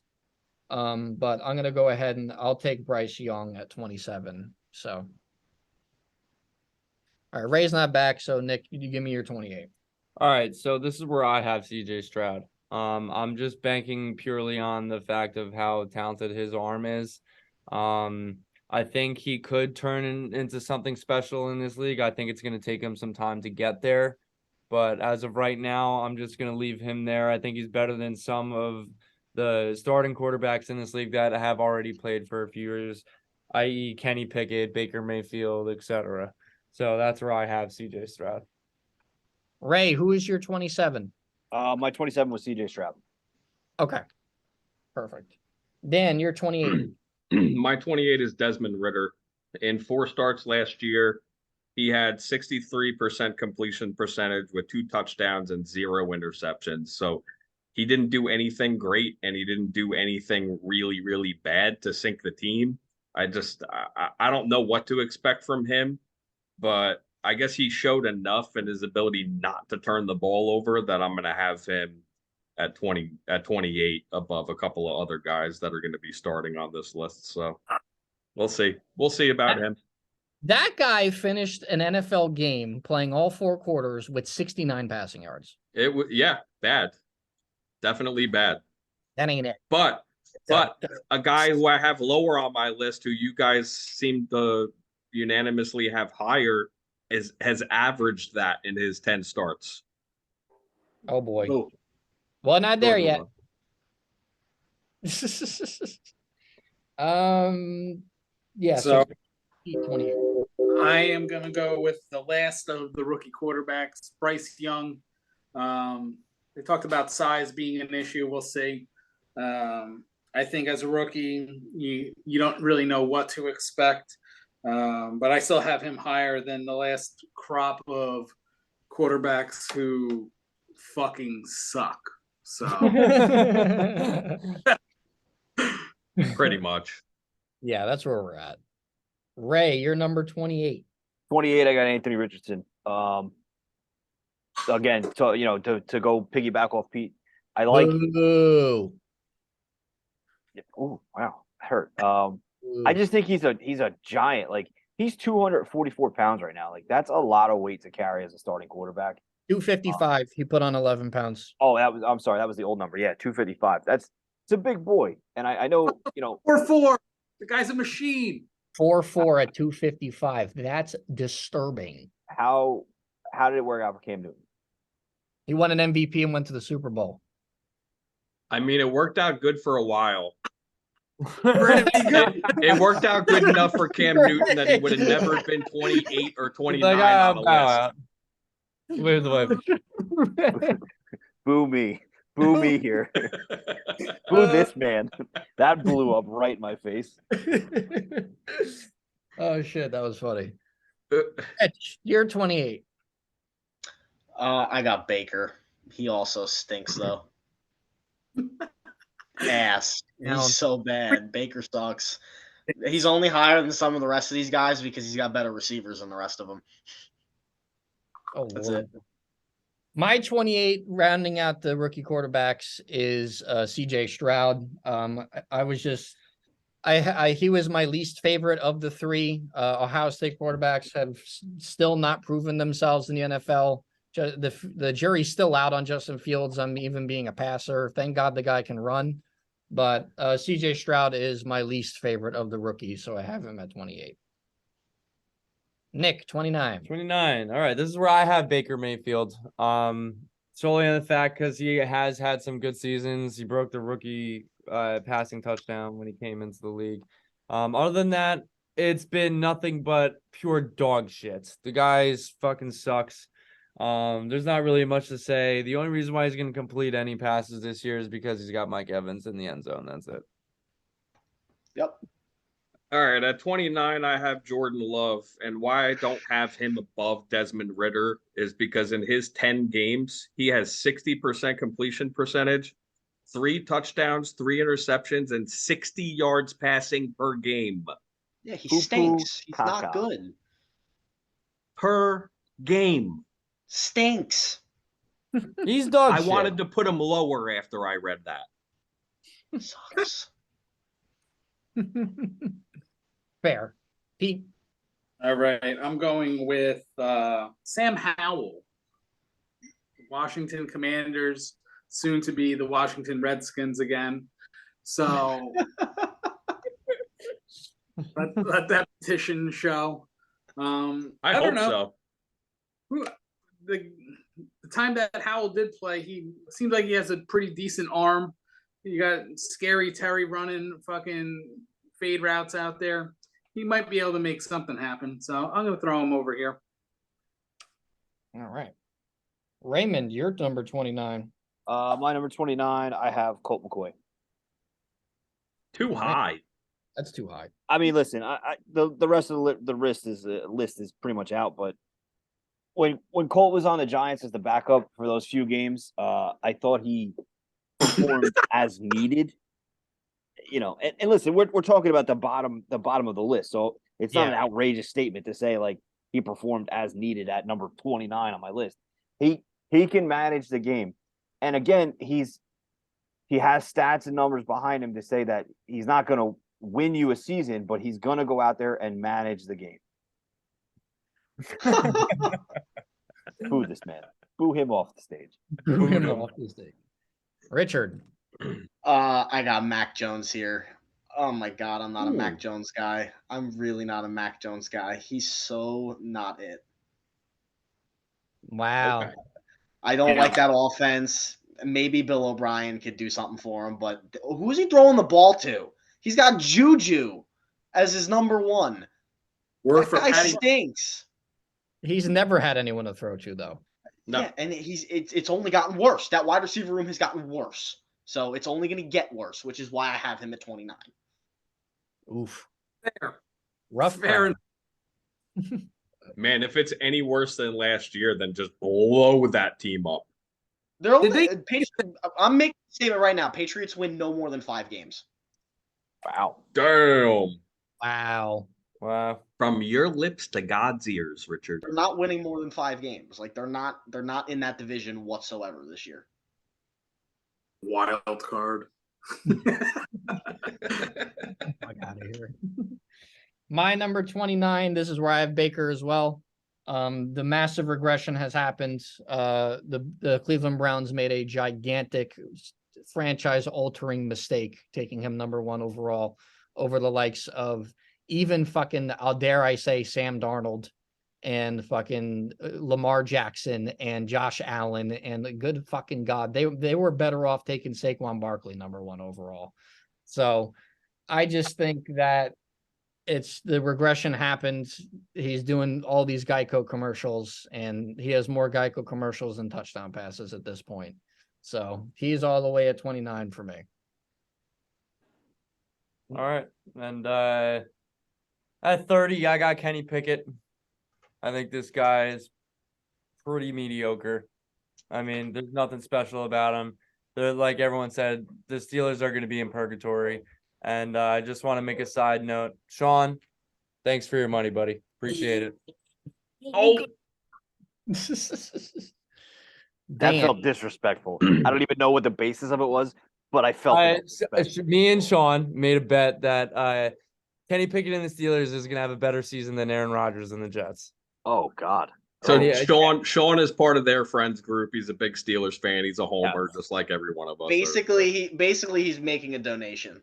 Yep, Yeah, he basically exactly. is. He's making a donation. I told him numerous times I don't want his money, but he continues to. You should make him get his nipples pierced for that. That's terrible. Maybe you two could do it together next year. I confidently will not be getting my nipples pierced. So Absolutely, absolutely. Man, I can't wait for Justin Fields to put on a fucking show. 4K. My number 30 is Sam Howell. In his one start against Dallas last year, he had 169 yards, which is better than 60. And he had a touchdown and an interception. And we just don't know a lot about this guy. So Yeah. I've got him here because he didn't look all that great, but at the same time, he looked good enough maybe to be a starter in the NFL one day. all right. Pete, Fair. number 30. Well, I'm kind of disappointed in you, Zach. Baker Mayfield does progressive commercials, not Geico. Oh, who fucking cares? Why he is at this spot right now. He is the twilight of his career. He can continue doing fucking commercials. He can ride off into the sunset knowing that the police beat the shit out of him when they caught him when he tried to fucking run from them. Oh, But Mike Evans and Godwin as your wide receivers, it doesn't suck, but Baker Mayfield does. So that's why he is right here at 30.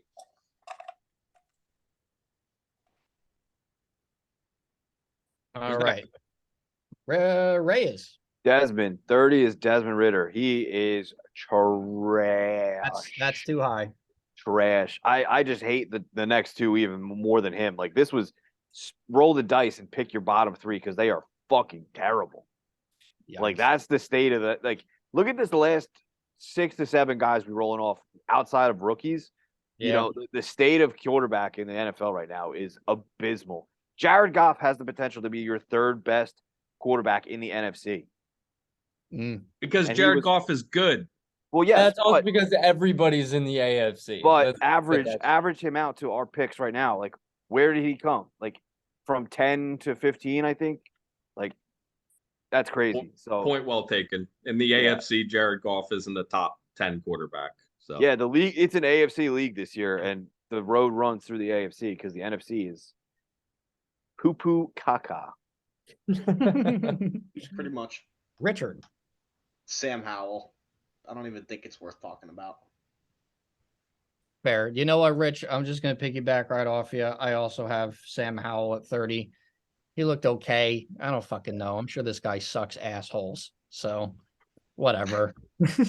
Whatever is right with Sam Howell. Yeah, to piggyback right off that, I'm also taking Sam Howell. All these guys blow. I'm not even talking about any of them anymore. well, unlike you, I am going to talk about my 31st pick, and that's because it isn't even Baker Mayfield. It's Kyle Trask, who was the 2021 second-round pick for the Bucs, who will start this year and will get more games under center than Baker Mayfield. This is year 3, and they have to see what they have in him. Kyle Trask, Baker Mayfield isn't even on my list. Good Lord. That was amazing. Pete. Well, good job, Dan. I'm going to go with Desmond Ritter here, just for the simple fact that, I mean, it's a run-first team down there in the ATL.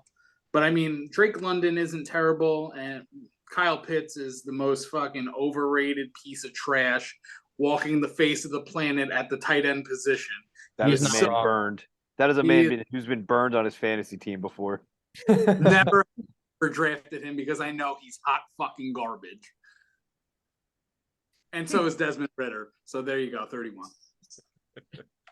Ray. 31, I got Jordan Love. I think Jordan Love is disgustingly bad. I can't Ass. believe I can't believe that a team like Green Bay is rolling out Jordan Love confidently. Like it's just mind blowing. Absolutely mind blowing. But yeah, trash. Well, real quick, I think they kind of said it themselves when they said they're going to know within a half a year if he's the guy or not. I mean, that is a vote of no confidence. I think you know already. He played last year, and I think we saw what he is. Trash. Trash is right. Richard, 31. Desmond Ritter. It's not looking good. Oof. Arthur Smith is going to get canned at the end of the year. That's a fact. Yikes. My 31, I got Colt McCoy here. I do not have Kyler Murray on my list because I do not think he's going to play much this year. So I'm taking Colt McCoy. At least Colt McCoy has won football games for my team, but he's a 14-year backup veteran, and that's all he is. And to finish it all off, number 32. Desmond Ritter, that guy sucks. Go ahead. I have Colt McCoy. In 4 games last year, he had 1 touchdown and 3 interceptions.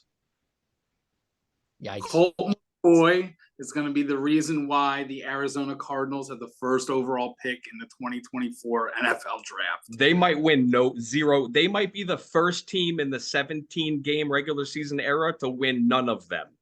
Mark it And down. you know what that means? That means they get Caleb Williams, and now they're stuck with that Kyler contract. Stuck. No, Yikes. no. All right, so I'm gonna defend my boy Colt here. Let's go. Let's put the horns up for the once GOAT in Texas. Yeah, Colt you know what? McCoy. I don't think Arizona's gonna go. When win you much. young bloods weren't even of age They to will. drink, us old men were in Atlantic City watching him and Andy Dalton duel it out in a battle for the ages. Oh, good Lord. Yes, that's fine, but it's year 14. Yes, And yes. he's, oh my God, he looked bad last year, man. Bad. I don't He's know. bad. Trust me, I loved him with Texas. He's and bad. We are so far removed from that. I also want to add to that this is the Arizona quarterback room. Before I get to my last pick, it is one of the worst quarterback rooms I think we've ever seen in the history of football. It is David Blau, Jeff Driscoll, Colt McCoy, Kyler Murray, and Clayton Tune. That is the Arizona Cardinals. I don't think they get 0 wins. I think Kyler does come back. I think they win 1 or 2, maybe a couple. I think my last quarterback is Sam Howell. I think he is abysmal. I think the Washington, whatever the fuck name they are now, they are in a complete rebuild, right? We have a new owner. I think this is a gimme year. They're just going to roll out some shit and just whatever happens. They're going to go into the next season with Caleb Williams as their premier starter when they draft him number 1 overall. He's going to be the new face of Washington, whatever team they are. The new team, this new era of Washington football is going to be led by Caleb Williams because Sam Howell is garbage, and that's the future of Washington football. Yikes. Pete, did you give your 32nd? Yeah, Colt McCoy. Oh, that's right. I'm sorry. All right, Rich, 32. Oh, it's Colt McCoy. That's it. I just really know nothing to say about Colt McCoy at this point. And can I touch on what Ray said a little bit? The NFL also missed a huge opportunity to give the Redskins or the Commanders or whatever you want to call them hard knocks. And it's because of what he just touched on, the new ownership, right? Your new quarterback, the rejuvenated fan base, I'm sure because of the new ownership. They did a disservice actually by not giving it to the Redskins and giving it to the Jets. That's just my opinion. I think they're saving it for next year, Dano. I think next year they roll out Hard Knocks with the new face of Washington. Well, yeah, I mean, they're also at the point where they're going to be one of the teams that are going to be forced to do it. So they won't have a choice in the matter. It's going to be a completely new team. You're going to see a new coach, new owner, new everything next year. It's going to be a completely new program. Does it change the dynamic of Washington football? I hope not, because I hope they're garbage for a long time, but fuck them. My number 32 is Desmond Ritter. I mean, from what I saw from him, I mean, I thought I could have played quarterback better. I mean, he looks like he's 38. If anyone remembers his draft day when he got picked in the 3rd round, I was like, is he 24? Are we fucking sure? He looks 38. Someone check his birth certificate. And at least Colt McCoy, I have confidence that he will win football games because he's done it before. I have zero confidence with Desmond Ridder. I mean, he can't throw the ball more than 15 yards, maybe even 10. It was horrendous. Desmond Ridder ain't it. Don't hate on his receding, grayed out Jerry Receding, curl. I don't give a shit about his hairline. He looks like a ghoul from Goosebumps. All right, that's it. That's the top 32 list. We just hit the 3-hour mark, which is the single longest episode in this podcast's history. Thank you so much to everybody that was here today. We missed Jason about an hour ago, but that's all right. He told us his list, and he's now going to listen to us the rest of the time. But thank you guys so much for celebrating 3 years. Starting a YouTube channel, new title, new everything. This is how we start off the new era of Birds and Blues sports. Love every bit of it. Thank you guys so much for being a part of it. And you know what? Anything you guys have left to say as we Let's get the football. God bless and let's go Jets. Rogers discount double check. Peace out, boys.